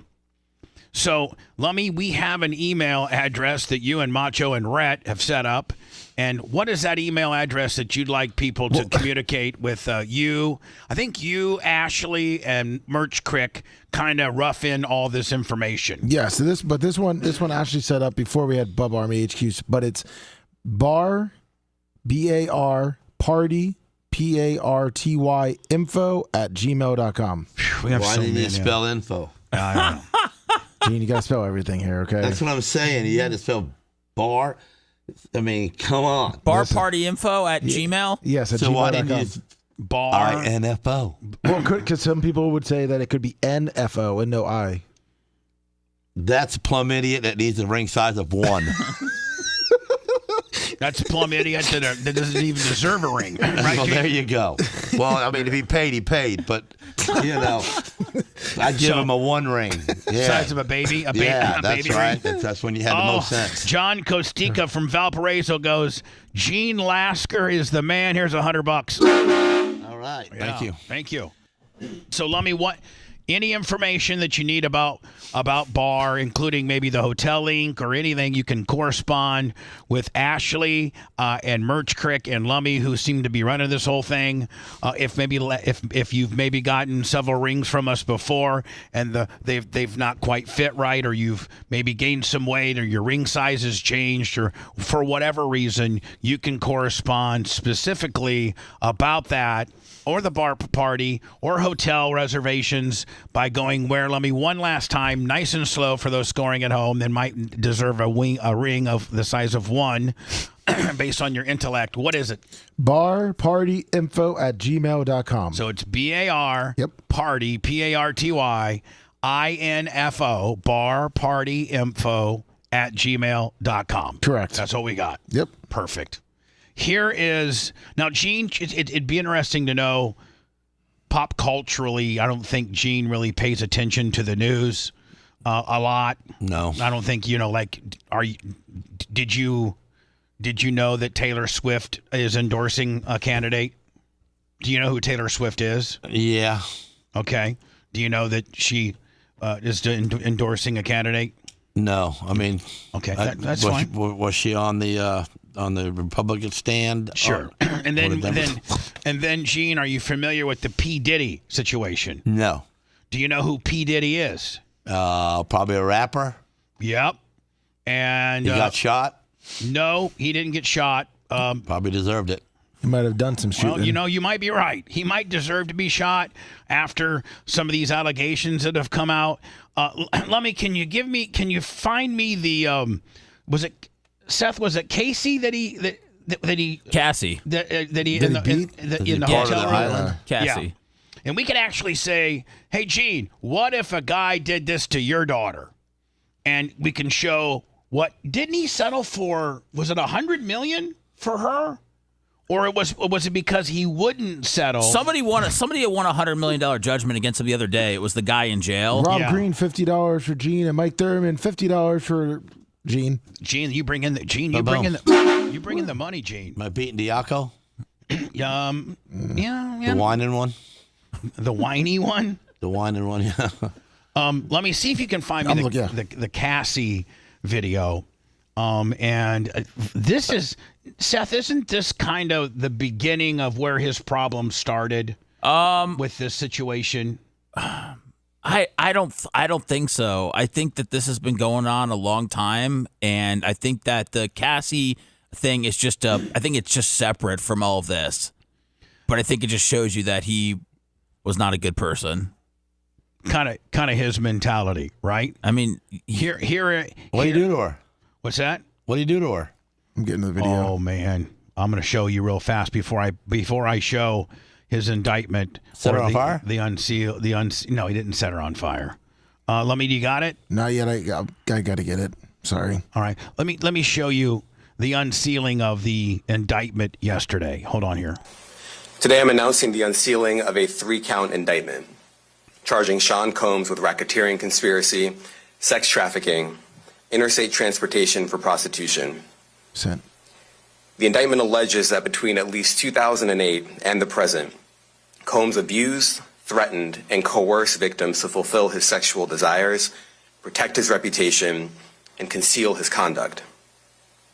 As alleged in the indictment, to carry out this conduct, Sean Combs led and participated in a racketeering conspiracy that used the business empire he controlled to carry out criminal activity, including sex trafficking, forced labor, kidnapping, arson, bribery, and the obstruction of justice. That's everything. What the Chinese do. How much you Garabo? $50. Let me say a little bit more What'd you say, Gene? It's what the Chinese do. Well, we're not in China. about the charges. The indictment alleges that Combs abused and exploited women and other people for years, and in a variety of ways. As alleged, Combs used force, threats of force, and coercion to cause victims to engage in extended sexual performances with male commercial sex workers, some of whom he Hold on, male? He was hiring male escorts too? Oh, I didn't know that. I thought he was just hiring hookers. There's a lot of guy stuff involved. I mean, it really was a freak show, wasn't it? I mean, just it wasn't having a couple of the Oz girls over for a pool party on Sunday. Craig and Rio told me that Diddy hooked up with Usher. I don't even know. Also, what's the white kid? Bieber. Bieber. Oh, he blasted Bieber? Supposedly. Bieber went to his parties. Transported over state lines. Combs allegedly planned. And here's the deal, man. If Bieber's in Jersey and he goes over to New York, that's crossing state lines. Now they got you on a Fed deal, right? And controlled the sex performances, which he called freak-offs. And he often electronically recorded them. The freak-offs sometimes lasted days at a time. And days? Who can have sex for days? Well, that's why he said, that's why they would have to get the IVs. They would bring in IVs after the days. What? So they were they just all coked up and they were all they wouldn't even. I'd be so tired. Drugged after. up and tired, yeah. They'd just be coked up and then they would bring in IVs to hydrate and then just get an erection and just go again. I mean, I don't know if they went again. And women and everything. Yep. Involved XXL multiple Gaming, commercial. What's that? XXL Gaming, $10. Thank you. Commercial sex workers, and often involved a variety of narcotics such as ketamine, ecstasy, and GHB, which Combs distributed to the victims to keep them obedient and compliant. As alleged, when Combs... Man, he is in trouble. He's making Bill Cosby look like child's play. I mean, this is as detailed and graphic as it's gotten with regards to. I mean, this is worse than Weinstein. I think this is worse than. It's on the same level, I think, as Weinstein. I think it's above Weinstein and below Epstein. But it's definitely in the Steens, isn't it? Definitely is. You're between right the there. Steens. You're right there playing with the Steens. What are Steens? I mean, they are Steens. Epstein. There was a guy named. But there was what a guy named kind of people are they? They're Jewish. They are. Yeah. Well, I mean, that doesn't matter. That's not good. Combs didn't get his way. Yeah, give them less land. He was violent. What's that? They deserve less land now. Gene's the president, and he walks over to Nitin Bibi and goes, let me tell you something. Well, you can thank Epstein and Weinstein for us taking a little bit of land from you. You know, it's tough doing business with you. Get them Steens straightened out. You got to get your Steens straightened out. Everything else, I was ready to give you half of the Gaza Strip, but now not so much. And he's subjected. By the way, just for those scoring at home, Gene knows nothing about this Jewish conflict. He knows nothing about this holy war. He knows, he's just trying to be funny at the end of the day. Gene, will you please disclose that? I really don't know anything about the wars. I know God don't jump out your pocket and pay your bills, so you can praise him all you want, but he's not going to do nothing for you. You're going to do what you do. And if you, like God says, God helps them who helps themselves. John, today's quote might be, God doesn't jump out your pocket and pay your bills. Nope. Yep. Victims of physical, emotional, and verbal abuse. And watch out for those Steens. That they would participate in the freak-offs. And that Combs hit, kicked, threw objects at, and dragged victims, at times by their hair. Now, do you think? By the way, Bubba, they found a bunch of tapes in his house. So, and I sent you where he beat Cassie. Cassie. Yeah. So I don't know what people said that anybody on the tapes are in trouble. I don't know if that's true or not. Don't talk to me about tapes now. New surveillance footage obtained exclusively by CNN appears to corroborate. So, Gene, here's what we got. This is one of his major issues. He was in a hotel in Los Angeles with this girl named Cassie. Cassie. And she's was she a rapper too? Singer, yeah. She was a singer. And he was him and her were, having sex and partying and stuff. She's doing what she needed to do to get on top. Sure. Or, whatever. Yeah. But she pissed him off. And she was getting the hell out of there. And I think at this point it's rumored she testified that he was maybe beating her up or hitting her or being mean to her or something. And so she leaves. I think they were saying that, I think, Gene, that this door back here, that's where she's coming from. So she's got her stuff and she's out. All right. The average guy, like us, we've done something so bad to a girl or she's mad at us and she's leaving, you might try to blow her up on her cell phone. You might even try to run down there and coerce her to come back and that you're sorry. But, you don't do this. Run after her. He might have laid out, he might have laid out a good life for her where she kind of owes. Well, Gene, we'll see if indeed that plays out. Here we go. Is some of the allegations of abuse. So at this point, she has left the room. Now you can see him, man. That's him. He's high stepping around the corner in a towel because he doesn't want her to get on that elevator. Against music mogul Sean Diddy Combs. The video, captured on multiple cameras, shows Combs assaulting his then-girlfriend, Cassie Ventura, in a hallway at a Los Angeles hotel in March 2016. A lawsuit filed by Ventura in November last year and settled the next day referenced actions that seem to match those seen in this video. There is no audio. According to the complaint, Combs became extremely intoxicated and punched Miss Ventura in the face, giving her a black eye, which, according to the lawsuit, prompted Ventura to try and leave the hotel room. The surveillance video obtained by CNN... Damn it, Lummy. What did I do? Is it still back on CNN? She should have hit that exit begins staircase. as she enters the hallway. Yeah, Gene, you're right. She should have hit the staircase. Because that He damn wasn't going to come all the way down them stairs. Yeah, exactly. And you could have been down 2 or 3 flights enough to get a hold of somebody to help you. Exactly. Because you need you damn elevator. The complaint says as she exited, Mr. Combs awoke and began screaming at Miss Ventura. He followed her into the hallway of the hotel while yelling at her. The complaint goes on to say he grabbed her and then took glass vases in the hallway and threw them at her. In the surveillance video, Combs can be seen grabbing Ventura and throwing her to the ground. As Ventura lies on the ground, Combs then kicks her twice and attempts to drag her on the floor back to the hotel room. Is that a dollar bill right there? Ventura is seen picking up a hotel phone. Combs seems to walk back to the hotel room, then returns and appears to shove her in a corner. Moments later, he can be seen throwing an object in her direction. Ooh. According to Ventura's now settled lawsuit, the pair began dating several years after they met in 2005. They parted ways in 2019. And she, by the way, is beautiful. Beautiful. Combs' attorney said the decision to settle was in no way an admission of wrongdoing.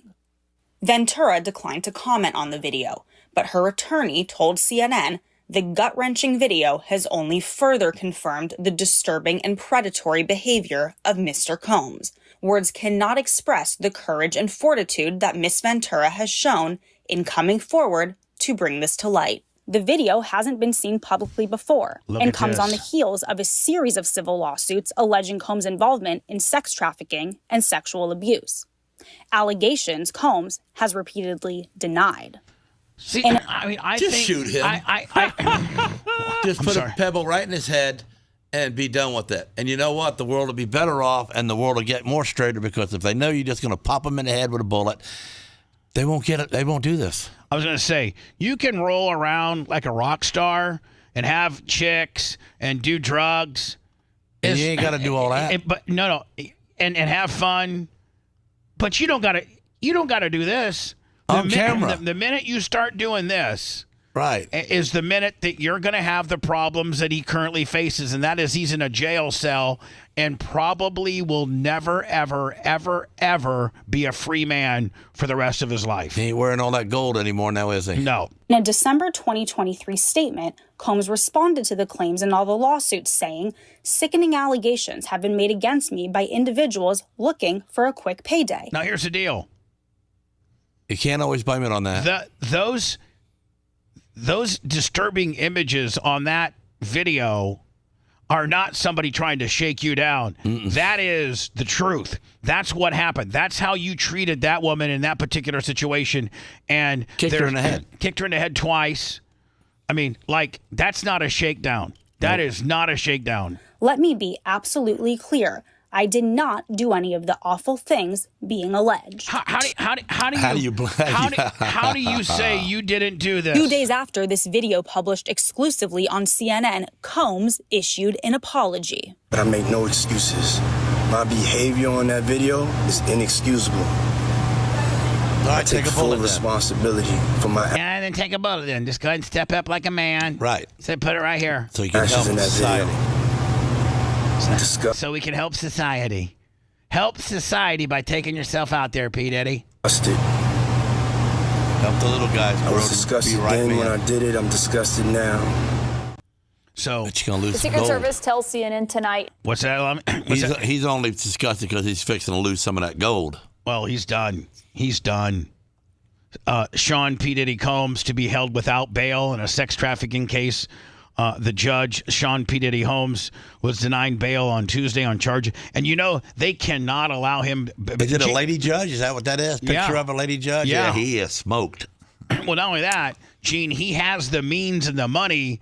He has his own plane. He has multiple planes. He's definitely a flight risk. You know, when they give you bail or not, a lot of it has to determine as to what type of flight risk you are. He should have left before this, man. Yeah. Like, you don't know that this is like, you don't know that you've been running the freak off parties and that they raided both your mansions. And they got every hard drive and every they had every cell phone. I saw the what they got as far as the government. The government got all of his surveillance, all of his cell phones, all of his filing cabinets, all of his videotapes. They got it all. So, and he's been out. When was the initial? Was it 3 months ago, Seth? Yeah, I think. Yeah. So he's been rolling around 3 months. I would have been in Fiji or somewhere. Someone that doesn't extradite you. Combs, 54, did not visibly react to a Manhattan federal magistrate, Judge Robin Tomorrow, whoever. Remanded him into custody following a nearly 2-hour-long hearing. He sat without handcuffs at the defense table wearing a black T-shirt, dark gray sweatpants, and occasionally taking swigs of Fiji water. Fiji was like, God, could you have picked any other water besides ours? The judge said he's going to be jailed because he's an extreme danger to the community. Plus, he's a flight risk. That's part of why he'll never get out. He'll never get out. No. Even with all his money? No. Nope. He's a billionaire, I think. He's a billionaire. Wow. Let me do some words so I could not get so late, and I guess there's more things to break down on the racketeering, conspiracy, sex trafficking indictment. There's more things to look at, so we'll look at them next. If you love that segment, then check out BubbaArmyHQ.com and do a deep dive on past shows. The Bubba the Love Sponge Show will be right back.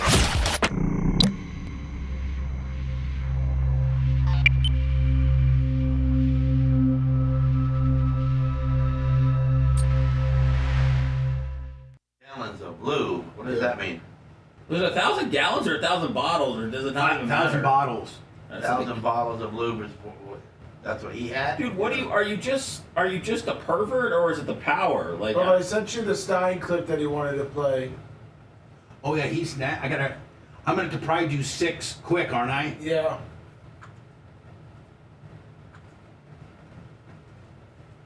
What did he do? Put his name on the bottles and send them to people?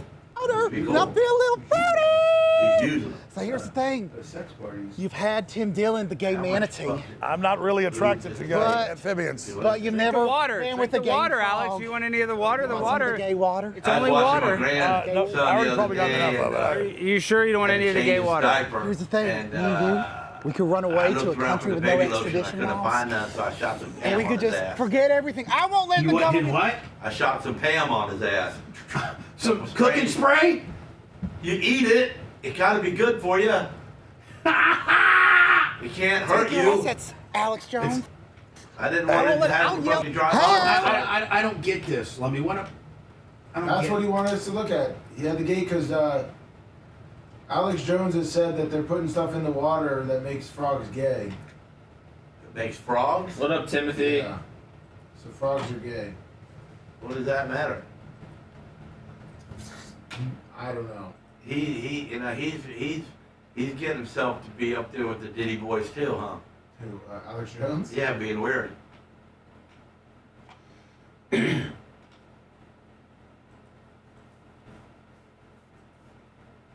That's Bubba's buddy. That's the reporter. No, that's Alex Stein. Alex Stein is Interviewed the Alex kid that's Jones. on there and didn't, do a Bubba Army gig for Bubba. Bubba was mad at him. Yeah. That's him. Yeah.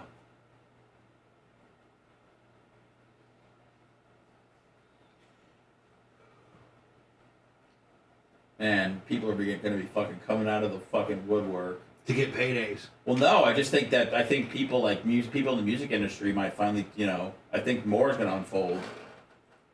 Well, you're right. Once. I mean, I'm wondering how people got record deals and shit on his label now. I mean, how did he give those out? Yeah.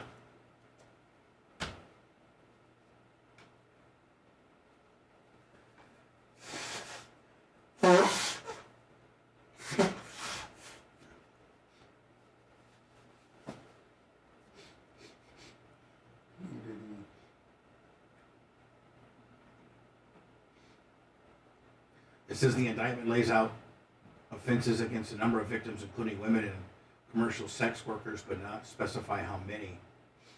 But you're right, Seth, there's going to be a whole motherfucking bunch. Kind of like with Bill Cosby, it started out with like 3 or 4 and ended up being 70, remember? I'm telling you, Jay-Z's on that tape fucking. Was he fucking Mace? No, Mace left that shit a long time ago. I think that the weird shit was going on back in the day, and that's what pushed Mace to being more of a Christian. So you don't think he don't buy her, give her a couple mil, and then she just says, nah, that didn't happen. That tape has kind of been, it's bullshit. We were acting, we were playing. Everyone. What a fat pig! Thank you. French Montana. I enjoyed the pod yesterday. You think little Kim was in there, Seth? Probably. I mean, Biggie Small's mom already said fucking hates Diddy. So, I mean, who knows what she's gonna fucking expose? Who knows what the locks or Black Rob? I'll probably break like at 12. Okay. Oh yeah, Cat Williams did predict all of this year. He did, didn't he? Mm-hmm. Did he say P. Diddy next? He might have. He might have actually mentioned him by name. I think he did.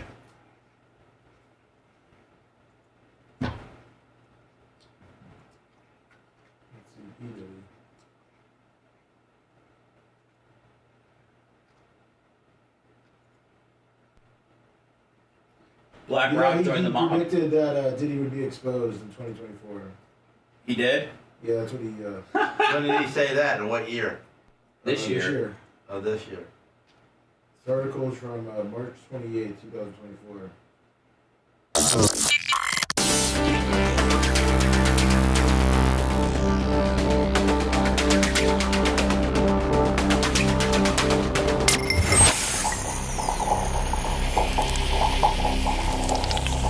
The Bubba the Love Sponge Show, listener supported via PayPal, Venmo, and Cash App, all at the Bubba Army, now returns.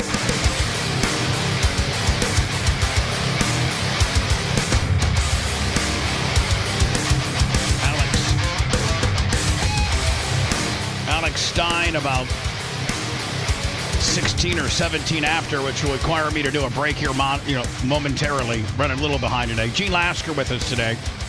How about it? How about it? Glad you're getting to see me. Let me, as we were talking more about the P. Diddy thing, the feds said yesterday that it has conducted interviews with 50 victims and witnesses, and the number is expected to grow.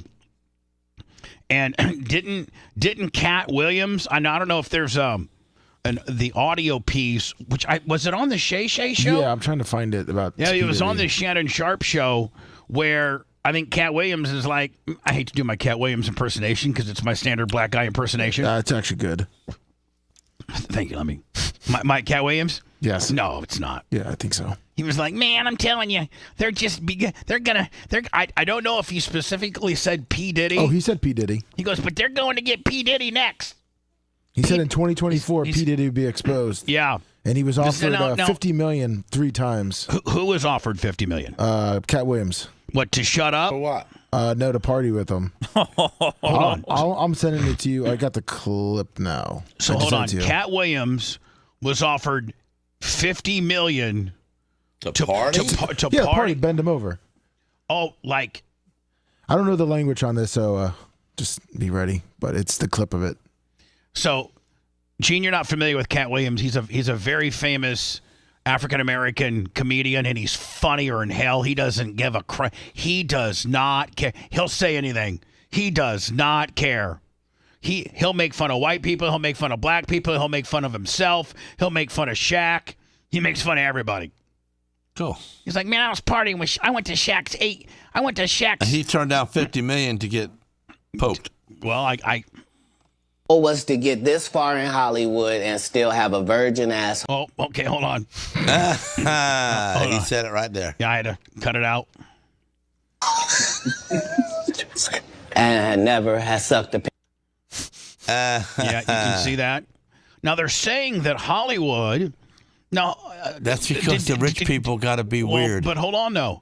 If you remember, guys, and Lummy, you might be able to find me the excerpt. But Hogan, when we used to hang out, Hogan said they were grooming and looking. They had Bruce Willis, and they had Tom Cruise, and they had all these. They were looking. They had Arnold and Sly Stallone, and Hogan kind of slid in and did I think what was Suburban Commando? No Holds Barred and Suburban Commando, and they were kind of grooming him to maybe be the next action star, or at least a action star. Yes. And this very, very much big time mover and shaker in Hollywood had Hogan come over to his house for a premiere.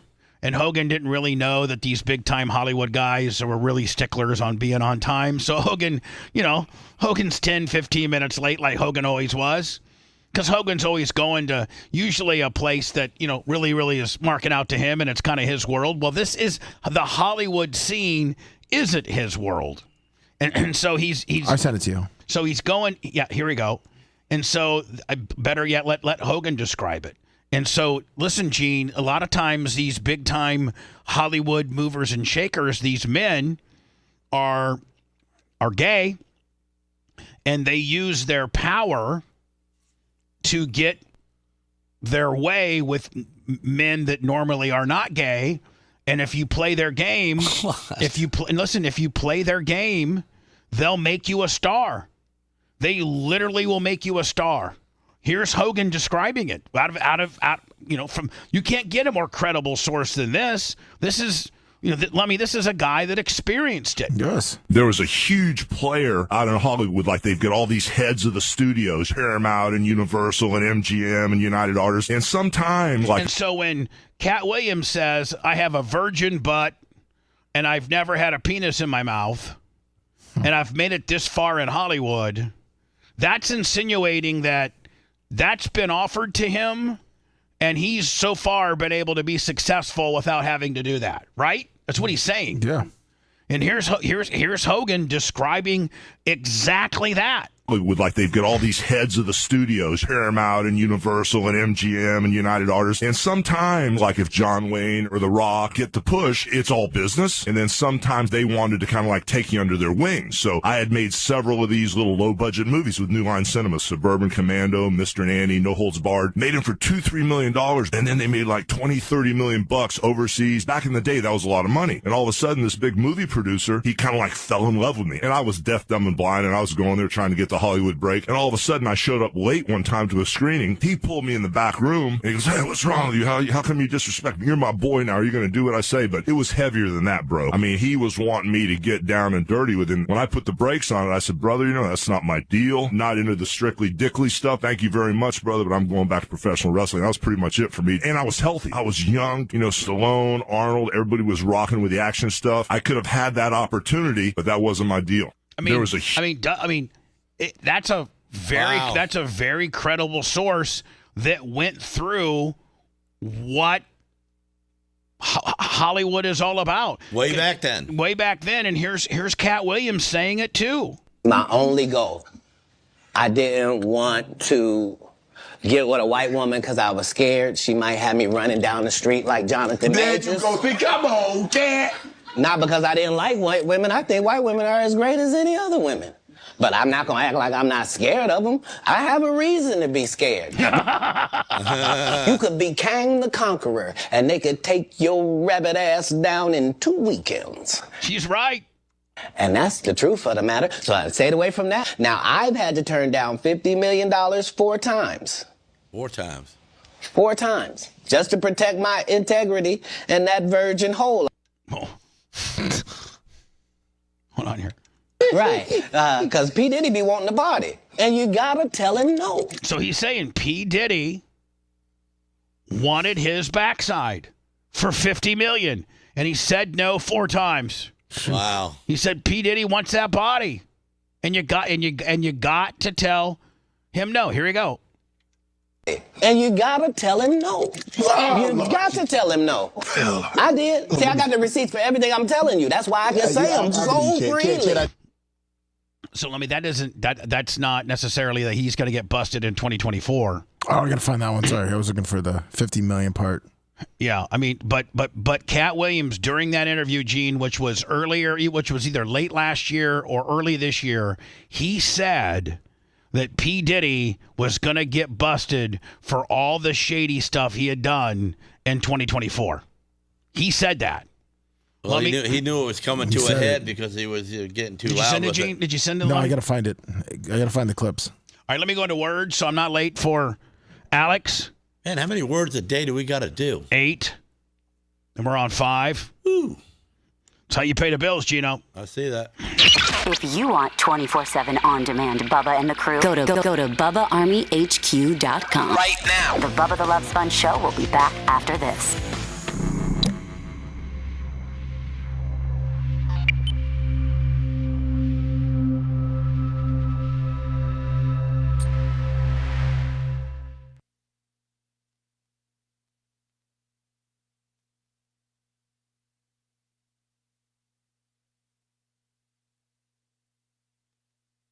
Gene, what size Coben? 10?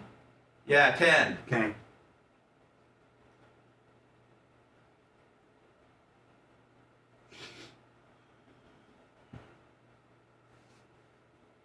Lummy, you guys doing a sports show today?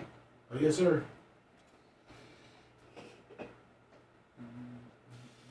And then Clement Cush on the pod, right, bud? You know it. Give me that link. I'll post it when you got it. Deal.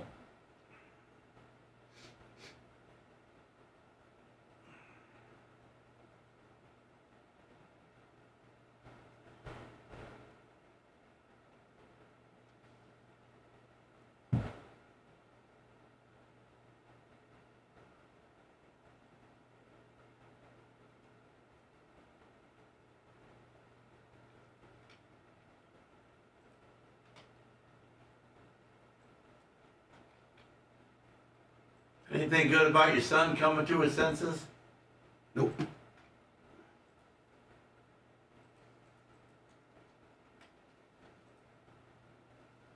That's a no. It's a no. It's not good, Gene. It's just. That's sad. No matter how you cut it. I know. It's just this. You must have done something wrong in your other life to get that kind of pain. It's just.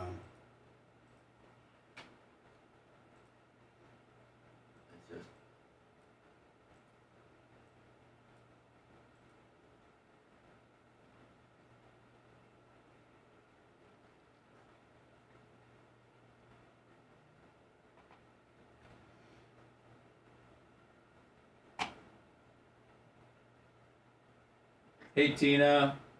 Steve. Man, I don't know, Chip. I feel like I'm watering down the podcast.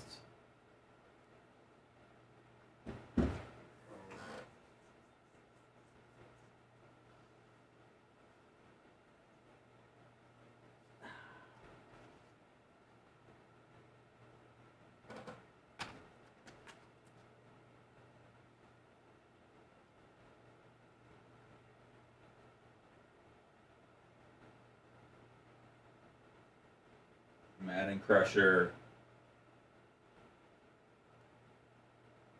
What it do?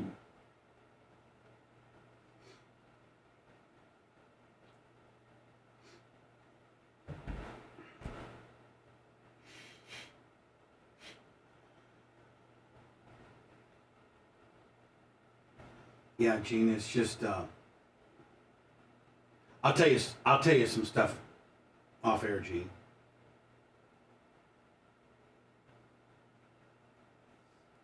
No, I appreciate it, Hawkeye. I just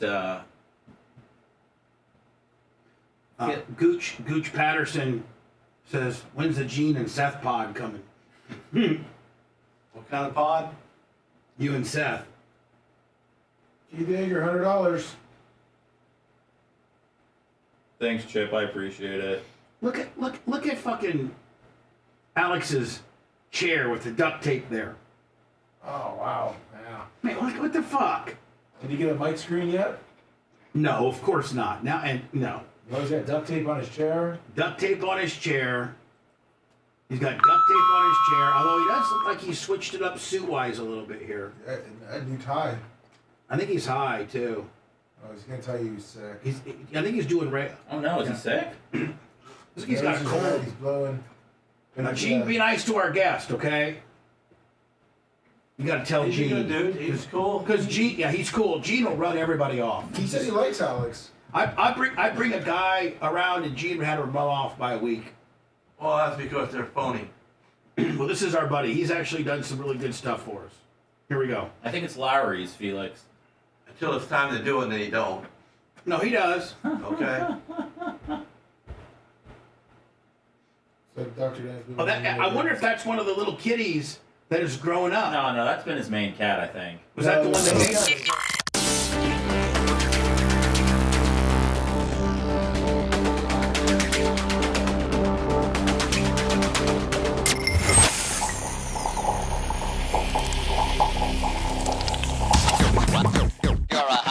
Now let me tell you something. God does not jump out of your wallet to pay those bills. Those bills keep on coming, oh say the great Gene Lasker. Go ahead and open the wallet for us though, and donate via PayPal, Venmo or Cash App, all at the Bubba Army.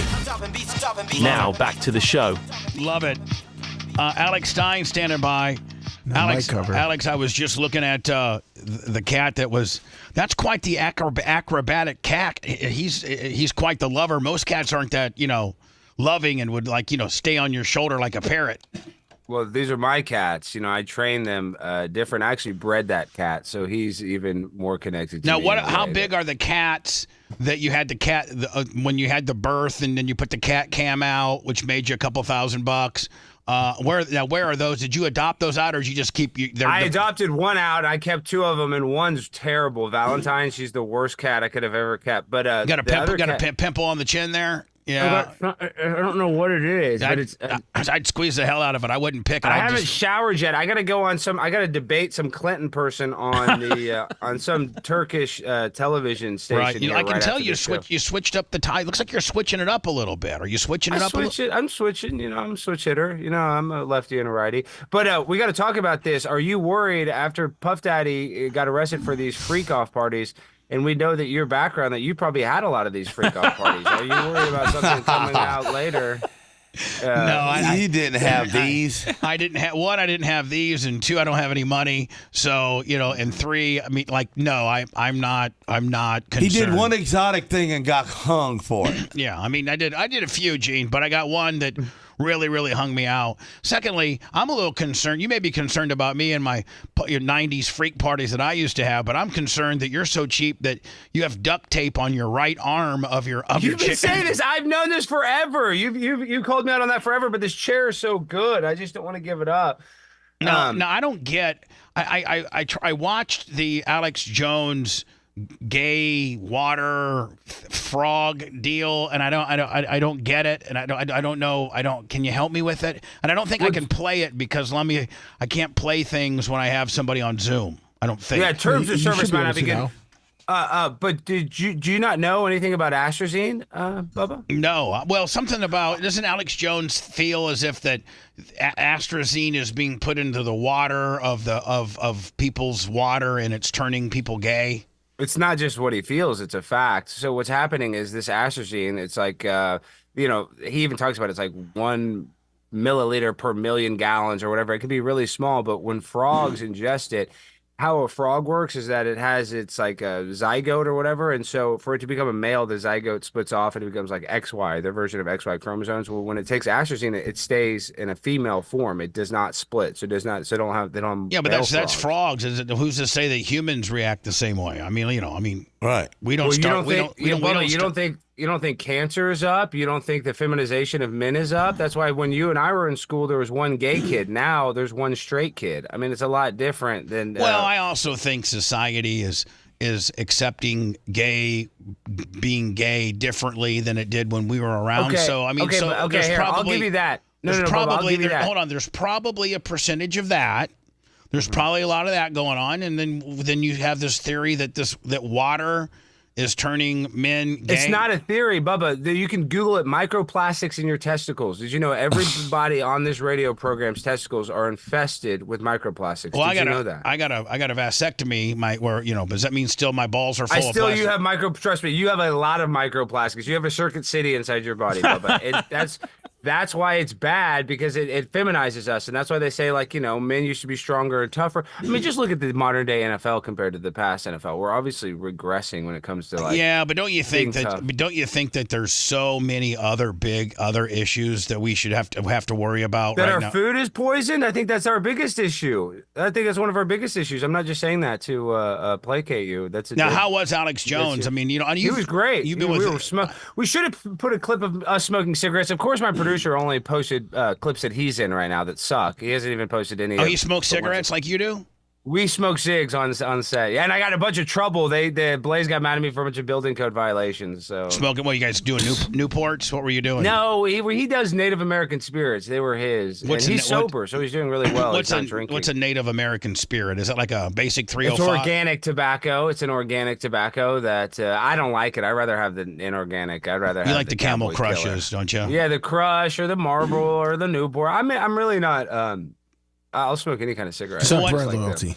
What's that, Lummy? There's no brand loyalty. I'm not loyal to a brand. Yeah. No, but what if a brand wanted to get? I don't even know that a guy. I would take a sponsorship. Well, Tucker's coming out with a Zen replacement called Alp, so I'll probably start. I'll talk to him about selling some of that. I just saw it. He's coming out with his own Zen. So your spin on the P Diddy thing is this? What's your spin on that?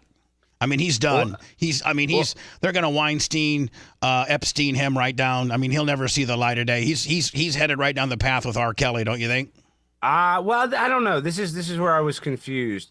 He did film a lot of this stuff, and supposedly he would film it so he would have important people blackmail on them so they wouldn't talk about this. And he had thousands of bottles of lube. But this is the difference with R. Kelly. I don't think Puff Daddy's been accused of being with children, even though he was mentors to Justin Bieber. I'm not saying P. Diddy wasn't with children. He probably was. But I don't know if that's the allegations. I think the allegations are that he drugged people, kept them up for 3 days, made them have group sex, and then would give them IVs, after. So it's almost like he was like an organized sex criminal. So I don't know. I think R. Kelly urinated on a child. So I think that. Well, yeah, but he got away with that one because remember he was saying remember that's my they said cousin. the quality of the tape. So that's my cousin. Was you ever invited to any of his parties? I have not. I probably would have gone though. If Would I you would have gone for the 50 million? I would have been. I would have been in the tape. I would have been straight Here's the up deal, in that man. tape. Like Cat Williams said that that P. Diddy offered him 40 or 50 million to have ass sex with Cat Williams. Cat Williams had to tell him no 4 times. Would you? I don't necessarily know that. I don't know how I want to answer this or not, but You would say yes, Bubba, because you need that 40 mil. I would say no, though, and I bet because you don't need 40 mil. You don't need 40 million. You're as I tight as bet I you. am. But this is the thing: is Cat Williams is a very credible guy, very funny comedian, but I'm sure he was offered $40,000. I think that. Well, here's the deal: Cat Williams was the first on the Shay Shay show to come out and say he was the first to come out and say P. Diddy's going down in 2024, and everybody thought he was insane. Remember that? He did say that, but it's also, we cannot have short-term memories, but when the Ready to Die album, or I guess that was Biggie's album, whatever came after that, the Mo Money, Mo Problems album, and he made all that money, I think it was a pretty open conspiracy that Puff Daddy was involved in the murder of Biggie. Do you remember that conspiracy being pretty big? Yeah, and I wonder if any of that is part of what they got. Because they got everything. They went to both houses simultaneously. They say they got all of his electronic communications, all of his surveillance, all of his records, all of they got. That's why it took so long for them to get through everything. And they've talked to over 50 witnesses with a ton more on deck to talk to. I wonder if the big exclamation point on all this, it's already salacious enough, but I wonder if they are able to maybe perhaps pin him on the Tupac deal because Biggie was his guy. So Tupac, remember they killed Tupac first. Well, they say that he killed Biggie, that he killed his own guy because Biggie Smalls was trying to break off from Bad Boy or whatever. It's the conspiracy. The conspiracy that I've always heard is that P. Diddy had Tupac killed. And then Suge Knight and Dre. He probably did have that. He probably did pay people to shoot Tupac though too, because they had such a big beef. But Biggie got offed by the West Coast homies, the Dr. Dre's, the Suge Knights. Those guys are the ones that said, "Oh, you're gonna take our guy and Tupac. We'll take your guy and Biggie." Well, and the guys basically admitted it. There's a guy that admitted that he basically did it, or that he was. I think that car. guy's currently being tried. I think that's going through the system right now. As a matter of fact. Yeah. Well, the reason why those guys were somebody in the FBI or somebody connected to some sort of government person, because they did it in Las Vegas, Nevada. Even back then in the 90s, they still had a security camera on every corner of that place. How did you mention it? Weird they didn't have more footage. Not to be too full of myself or making it about me, because you're a good friend of mine. Did you mention Alex Jones? Did you mention me to Alex Jones, or did you forget? I did after the show. We didn't bring you up. While you guys were smoking your cowboy cigarettes, you didn't say. We smoked Cowboys on the show. I should have brought it up. I should have said, "Oh, my bestie Bubba hates this." But no, I think I can put you over with him. He always thinks I'm controlled opposition. I told him I was a vegetarian, and he almost punched me in the face. I'm not even kidding. The way he was disgusted when I told him. I'm a meat. I eat meat. I like meat. Yeah, just like 99% of everybody else. I don't understand that. He wouldn't think that's weird. My cholesterol is 150. My cholesterol. I know you think I'm a fat ass, but my cholesterol is 150. I don't even think you're that fat. I mean, you got the Clim Gym. You're in there. I mean, I'm not like freaking babyface over there. How's Alex's? Comparing you to Chris Christie. How's Alex's health? Because it looks like he fluctuates a lot on weight as well. Sometimes like on your show, he actually looked pretty good. Yeah, well, that's what he said. He said he stopped drinking and that he was exercising. So, but kind of looks like it. Kind of looked like it a little bit. Well, I didn't know for his crew. He had some people with him, and I just ordered 6 large Domino's pizzas. Sure. Because they said, because they're like, oh, Alex will eat anything, and there's a Domino's, next door. And he did eat an entire large pepperoni sausage pizza. Now, there's like a piece or two left. What's going to happen to him with, the verdict that's been, a billion, We talked about that a little bit. I mean, we're on YouTube, so we can only talk about that incident so much. We need to be very careful how we navigate it. Well, but I'm not trying to. I'm just no, trying not to you, say, but saying that school. But he. Oh had no, to I'm pay not. more Oh no, I'm not mentioning the school or what the verdict was about. I'm just saying there's been a very large monetary verdict or judgment put against him based on the trial that he lost, and there's been a couple times in a couple of his broadcasts that I've seen where he starts breaking down and crying and saying the feds are literally fixing to come take all of his studio and all of that kind of stuff. Did you guys get into that at all? Yeah, well, they're gonna let him sell it, and so whoever buys it, if he doesn't like who buys it, then he's not gonna work for him. But if he likes the buyer, then he's going to work for him. So I don't know. Maybe he'll have somebody that he knows buys it. Maybe I don't know. But what? I mean, I guess InfoWars. I mean, he can always broadcast as soon as that InfoWars shuts down. He's just worried about his crew because he's got a crew of like 30 or 40 people that work. Right, but what I'm saying is like the new buyer. Does that money go to the fund of what he owes, or I'm not sure. Maybe they get to keep the money from the sale, is what I would guess. Yeah, but like if you're the new buyer gets to keep the revenue. What I speculate. Yeah, but like what I'm saying is like the new buyer, you're buying InfoWars. I guess you get it, but I guess instead of paying Alex, you pay the government. I think you just pay the government one lump fee at the beginning, and then you own it, and then I think whatever revenue you generate from it after you buy it from the I'm sure there's a garnishment in there. I'm sure there's a maybe you're right. I mean, with that large, with having pissed off that large of a government entity, and it being that large of a verdict, aren't we talking about over $1 billion? Something like that. He has some sort of $10,000 exotic cat, like a house cat, and they tried to repossess his cat because of the value for how much money he spent. So the only assets he has left are like his house, I think his car, whatever's protected by the homestead law here in Texas. And right. Other than that, he doesn't really have anything. No, I mean, probably everything is open for for them to take over, right? He's not doing well. But what if he sells it? What if nobody really wants it? What if what if nobody really wants InfoWars? Listen, I don't. Maybe not. Then I think he would start a new ththing, just the Alex Jones show. Maybe the government would just come in and sell the cameras and sell the backdrops. Exactly, that is what he said. Sell the furniture and sell all the servers and the. Yeah, but that's. I know, but what is that? Maybe $500,000, and now because it's used, it was probably $1.5 million when he bought all this stuff, but now it's probably worth a third of that. Right now, then you have to he has to navigate probably all new facilities, right? I mean, that's a tough long road. Once you've established your studios and things like that, just pulling up stakes and starting new is tough.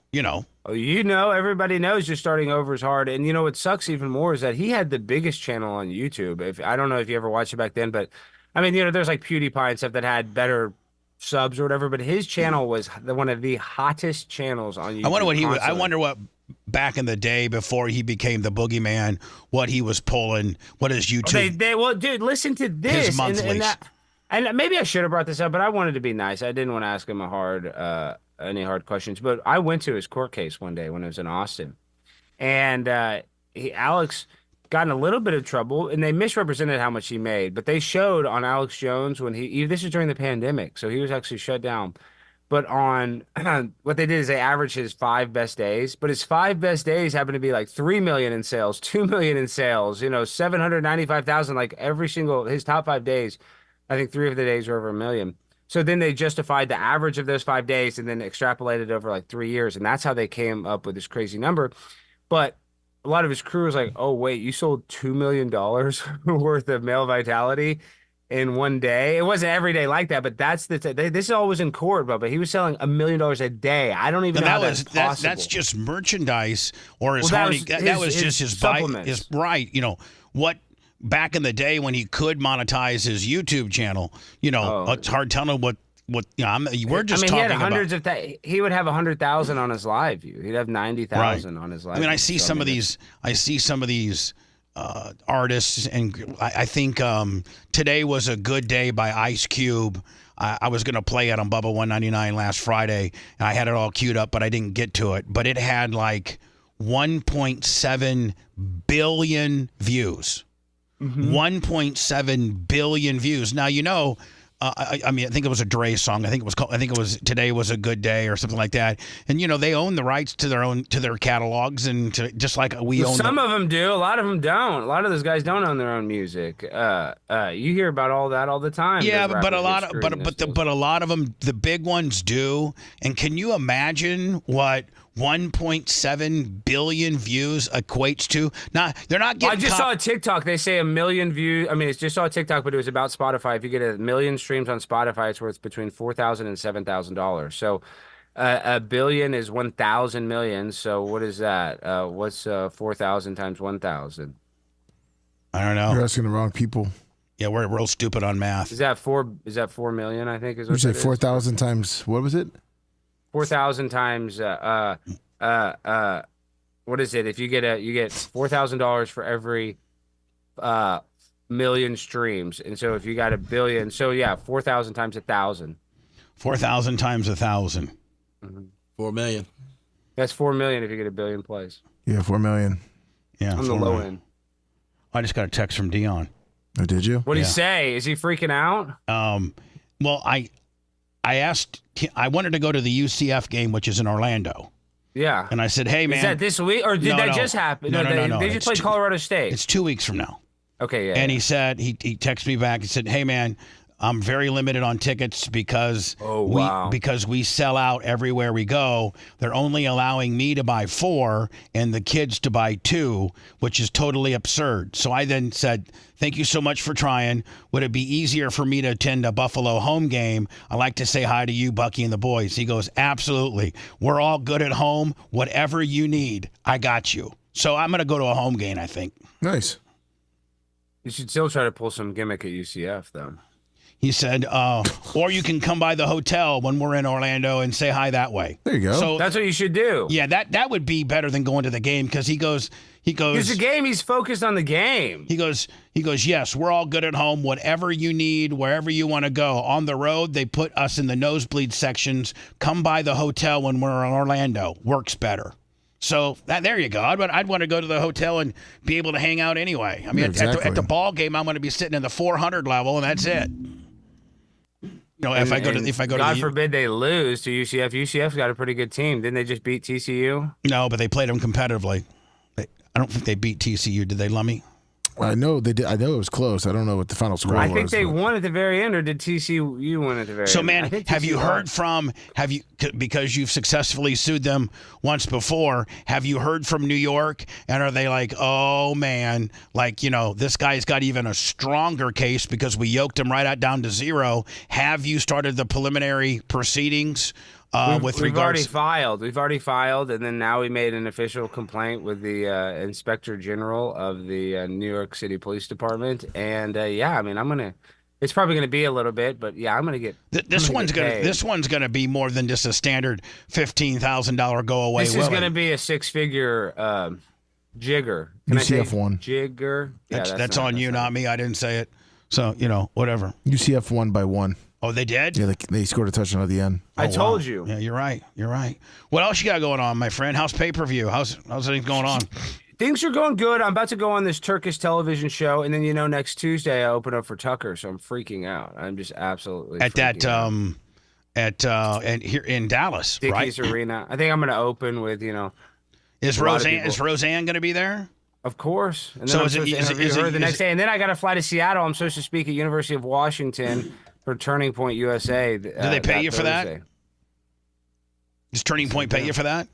Yes, they do. Right. So you're opening up for Tucker. Make sure you tell him. Make sure you tell him I said hi. I will. Then I go to Seattle, and then after that, then I go back to Tim Pool, my buddy who's accidentally was a Russian spy. Is he still doing a podcast? Tim Pool's got the biggest political podcast on YouTube. You think he'd have me on with my situation? If I told him you should go on his, but you'd have to fly. That's the one complaint, and he even says this, and he's thinking about moving a studio closer to DC. Is that you got to fly to DC and then you got to drive an hour to get to a studio, an hour and 20 minutes really if you catch any traffic leaving the airport. I'll do it. I'll go on the game. I'll fly in the day before. Yeah, he'll fly in, put you in a hotel, but you're in Charlestown, West Virginia, so the nicest hotels, Holiday Inn Express. That's good it's enough. actually pretty nice. Holiday Inn Express. It's good enough for me. See if you can get me booked on there. I will. You do need to go on Tim's show. I'll talk to him. And then I'm just trying to think what else. I'm just deciding kind of which joke I should open up with. I think I'm going to say, there's a conspiracy. A lot of people think that Kamala Harris made Joe Biden step down. That's not the truth. Once Joe Biden got COVID and he couldn't smell any kids anymore, that's why he stepped down. Oh, jeez. I like that one. You'll get a pop on that one. I got it. I know. I got it. But you got to have a follow up. You got to have another follow up. I know. I got a bunch of follow. I have 15 minutes of strong stuff, and I'm gonna have it just. I just don't know which order I'm going to put it in because I got a bunch of trans stuff. I'm going to talk about how, conservatives shouldn't limit transgenders from competing against biological women because we can gamble on them. I won so much money on Leah Thomas. I turned draft kings into draft queens. And I go into, the trans stuff like that. So I got a bunch of trans stuff. Oh, what about this? Is this too racist? And I've been watching some other people. This is how you tell the joke so it's not racist.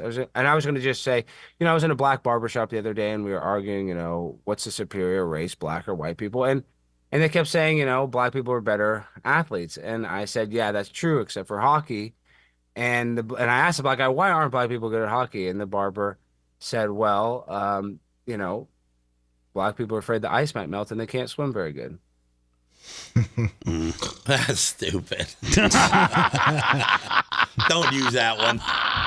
Don't do that one. No. I can say it better. I have it written out. Okay, is that too racist? Yeah, no, it's not. It's not too racist. It's just kind of dumb. Yes, yeah. Yeah, just kind of like the first one we popped on. The second, that one. You had me till the drowning part. Yeah. Because not enough. Because a hockey ring doesn't have enough water to really drown you. I mean, it's only 2 inches. It's only 2.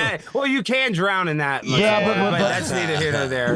I think he's talking about the ponds that you grow up playing on. Yeah, maybe you should say that. Growing up, on frozen ice and ponds, that makes it a deeper body of water. Maybe that joke works a little bit better. I don't know. Yeah, and I'm hosting tomorrow night at Hyena, so I'm going to be able to go through my whole thing. But then I'm trying to work out a couple new jokes. Like this one, I'm also trying to work out, and I was kind of trying to work it out on the show. But we need to come up with a way to, I think if you're a bad driver, you shouldn't put a political bumper sticker on your car unless you want to put the opposite party. Because I almost got hit by this Chinese guy. This is real. I almost got T-boned by this Chinese guy, and I almost got out of the car and kicked his ass. And I looked at his car. He had a Trump and Vance sticker. And immediately I was like, all right, well, I'm going to give the guy a break. So you're saying you should drive around town like a real dick with a Harris sticker on. Exactly right. That's the bit. It's like, this guy really wants to help out Donald Trump. He needs to keep driving like shit, but put a Harris wall sticker on there. Because he pissed me off so bad, I almost wanted to vote for Campbell. I almost got in a fight with a guy driving a Corvette yesterday. A Corvette, Corvette guy. I almost got in I had road rage while going to the Chick-fil-A from this Corvette dude. I know. People were acting crazy in these cars. Like I was in a parking lot. I was in the Walmart parking lot. This Asian guy just almost T-boned me when I was backing out. I totally had the right of way. And I was so, I was nervous because his car was like right there. And then I end up going back into the spot. He drives past me. I look, he's got a Trump Vance sticker. I was like, so you cut the guy a break, right? I cut him a full break. So he's on the road driving and you're in a parking spot backing up and you've got the right of way? I think so because the way he was going, because I was already all the way out. I was basically all the way out. Gene makes sense. That guy. Well, I mean, Gene, even if I didn't have the right of way, he didn't have to pull so damn close. So he was trying to play. Well, he's from China where they don't got much room over there. So he's roomed out. He's from China. Everything's tight. Everything's tight. You should have heard. Well, he had insurance hit him. That's true. Yeah. Lexus, they all got insurance. Yeah, you got insurance. Next thing you got a crick in your neck. Next thing you know, you're going to how about this joke? Gina liked this joke, and I've been saying this in my stand-up. It's like, Mexicans are crazy. Mexicans, they'll add anything to a car. I mean, literally, they'll add spoilers, they'll add rims, and then I kind of go on to the stuff they add. I was like, they'll take off all the logos on a Chevy and put Cadillac logos. They'll steal Cadillac stolen valor. And then I go, Mexicans will put anything on their car except for proper license and registration. And insurance. Cool. And insurance. Yeah. Is that funny? Is that they'll put anything on the car except for proper registration and insurance. Yeah. All right, my man. Hey, anything else going on? A lot, man. A lot. Can you get a mic cover yet, Stein? Oh, yeah. No, they're here. The cats, you guys know the cats eat them. Is Lummy's wrist okay from cranking it so much, Lummy? Is that true? That's why you got that injury? Oh, yes. So you don't even have your microphone in view. Where's it at? It's right there. Oh, okay. I see it. And it's still SM7B. Look at that. It's still condomless. It's still you're raw dogging it, aren't you? You're I'm raw. totally raw dog. 'Cause Yeah. I want to give kids, I'm a podcast teacher now. This is professor. This is what the inner workings of. Are you going back to the library, or was that a No, one-off? I know it's not over. I need to go. I've been swamped. I'm telling you, I'm not trying to complain. I've been dieting. I'm down to 236, but I ate last night. I got to fast another 2 days, so my face will get You look good. So, listen, I got to let you go, but I got some stuff to tell you privately. You need some advice. Oh, we watched a lot of the stuff, but we only got through about. Easy. Let's talk about that off air, okay, my friend? All right. I'm sorry Did about you this like it? freak off stuff. Did you? I did. I'm just worried though, Bubba. I don't want one of these girls that you drove a dildo into their vaginal area to say that they were, drugged. I have 2257s on all of them. What? I don't even know what that form is. Is that a That means release of I liability? own your likeness, and anything that happened to your, it was I consensual. bet Puff Daddy had some 2257s laying around. All right, my man. Talk to you soon. Alex Stein. Thank you, buddy. Want to listen to the show on demand and on the go? Enlist today at BubbaArmyHQ.com. Sign up and start listening. The Bubba the Love Sponge Show will be back after this.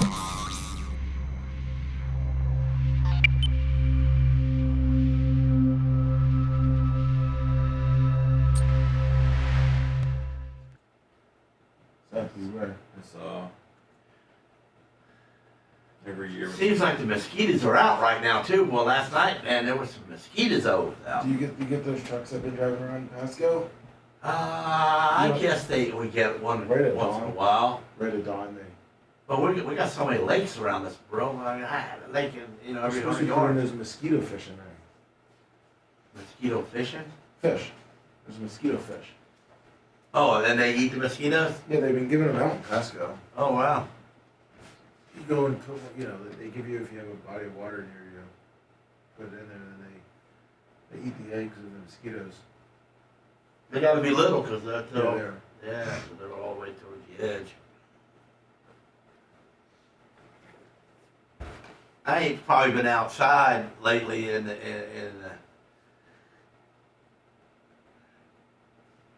other than being in my shop, and in my shop I got the stadium lights on the outside of my shop beaming out, so mosquitoes go way to the sky toward the lights, and they seem to be around you too much. Stadium lights outside of his shop. Huh? I said, Gene's got stadium lights outside of his shop. Yeah, I got 4 sets. I mean, I aggravate the neighbors down the block when them lights are on. The airport doesn't care. Huh? The airport doesn't care. No, that was nothing. Yeah, I should aim them up though, because everybody do come close to us. Kinda.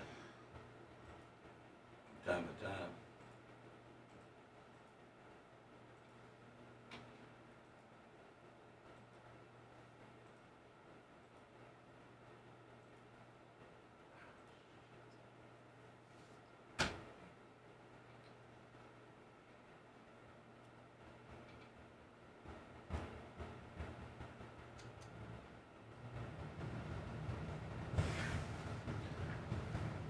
Oh, Bubba, we have that new parody of Craig and Rio. Oh, where's it at? Let's change it. Let's see. Butcher can change it. We can end the show with that. All right.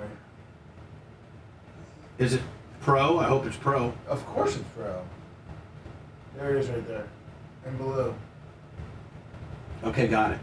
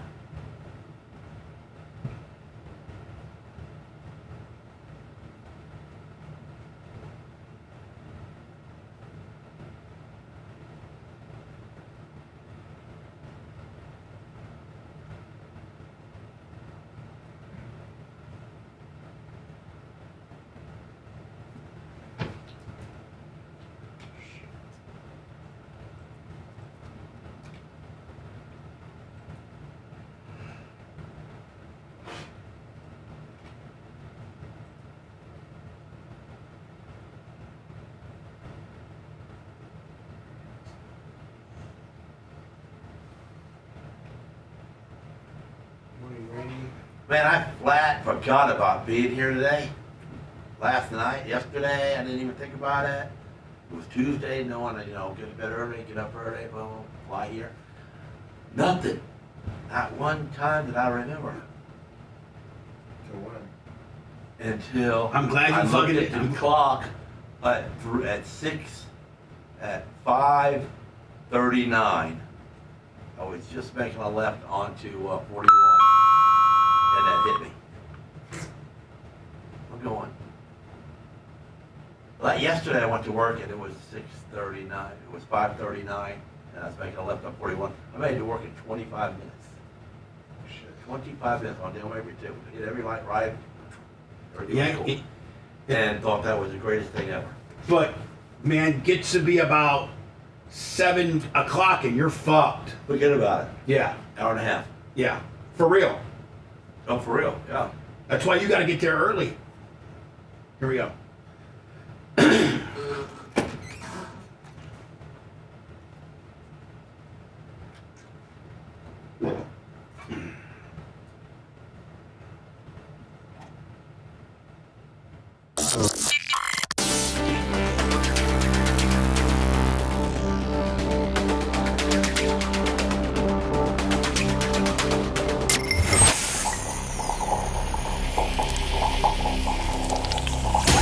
The Bubba the Love Sponge Show, listener supported via PayPal, Venmo, and Cash App. All at the Bubba Army now returns. Today's after show will be a sports show with Lummy and Rhett. The podcast will be Clem Kush, looking to hit this certain level for the third day in a row on the podcast downloads. So go to anywhere you get your podcasting and download Clem Kush. Kush will have it up. Hell, he might have it up by the time I say goodbye today. Yeah, I'll put it up right after the show. Actually, I'm going to wait till the sports show's over. Yeah, okay, perfect, yes. So Clem Kush today on the pod and the sports show right here visually. Lummy, who made the Craig Rio song? Oh, Dark Match Steve. Dark Match Steve. And this is the newest parody. We haven't been getting a lot of them. No. Dark Match Steve seems to be the only one that wants to do them anymore. We got one in the hopper. So this is my 38th year of radio. I've never had this particular dynamic. Hold on. Where you bring in a couple of African-American gentlemen to... Is it from Duran Duran, Rio? Oh, nice. Hold on here. You on your show. And that was, I think... Call Black...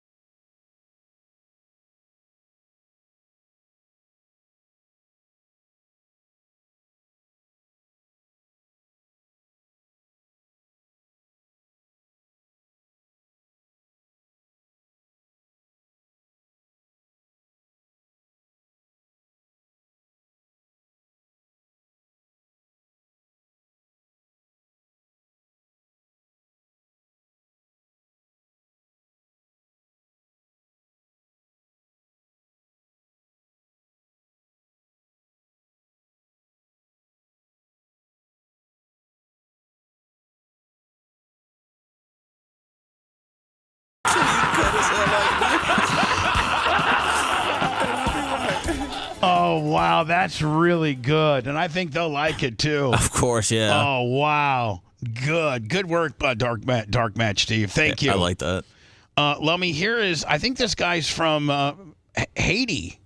Yes, yes. He is I think the U.S. attorney. What's he eating?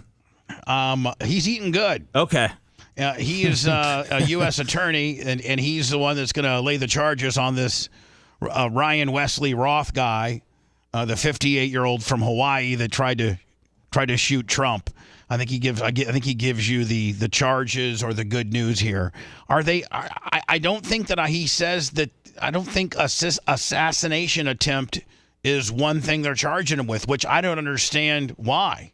You mean they're not charging him with it? Is the state of Florida charging him, or is the national government charging him? Let me see here. We're here to announce that Ryan Wesley Routh, 58 years old, of Hawaii, has been charged by a criminal complaint in the Southern District of Florida with firearms offenses related to an incident which occurred yesterday at Trump International Golf Course right here in West Palm Beach.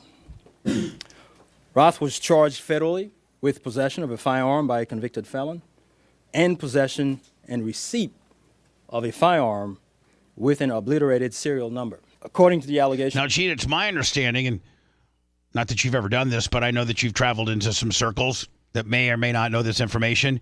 It is a really, really, really big crime if you file a serial number off a gun. Like, it is bad. They make it rich. That's really a bad crime, isn't it? Yeah. Like, bad. That's federal. Yeah, it's bad. In the complaint, a U.S. Secret Service agent walking the golf course perimeter saw what appeared to be a rifle poking out of the tree line. After the agent fired a service weapon in the direction of the rifle, a witness saw a man later identified as Ralph fleeing the area in the tree line. Ralph was later apprehended by officers from the Martin County Sheriff's Office. So that's all that he's getting federally. So, Lummy, you're saying the state, hasn't DeSantis said that the state's stepping in too, and they want to pile on some charges as well? Yeah, they do. Which, I mean, can you get both? Can you get both Fed and state charges, or do federal charges trump state charges? Well, maybe if, I think the Fed trump state charges. Right. Like, I think if you got a state charge, that's... Can you get both? Is the state going to charge him with assassination attempt? And I don't understand how that's not in play. Guess right? he didn't get a shot off. Well, I mean, if you hold a gun to Joe Biden's head, it's not an assassination attempt. You didn't get a bullet off. I mean, if you're within 500 yards with a rifle and a scope, with I got to think that's, even though if you don't get a shot off. So is it attempted murder? That's the thing. Yeah. I don't know. I don't know. I mean, Lummy brings up a good point about putting a gun to Joe Biden's head. I just don't, Yeah, but he was in a bush. He could have been shooting a duck. Well, Lummy, he could have been shooting a duck. That's true. If you that close to the president, well, then you were getting him. But back in the woods, they're just going to get him for having the guns. He ain't going to get out. Well, I know. But I think they're. I'm thinking that you can kill people. I'm thinking that assassination attempt on the president is punishable by death. Gene could be his lawyer. He was just shooting a duck. Let me tell you something, Mike. This guy here might have been a gator one.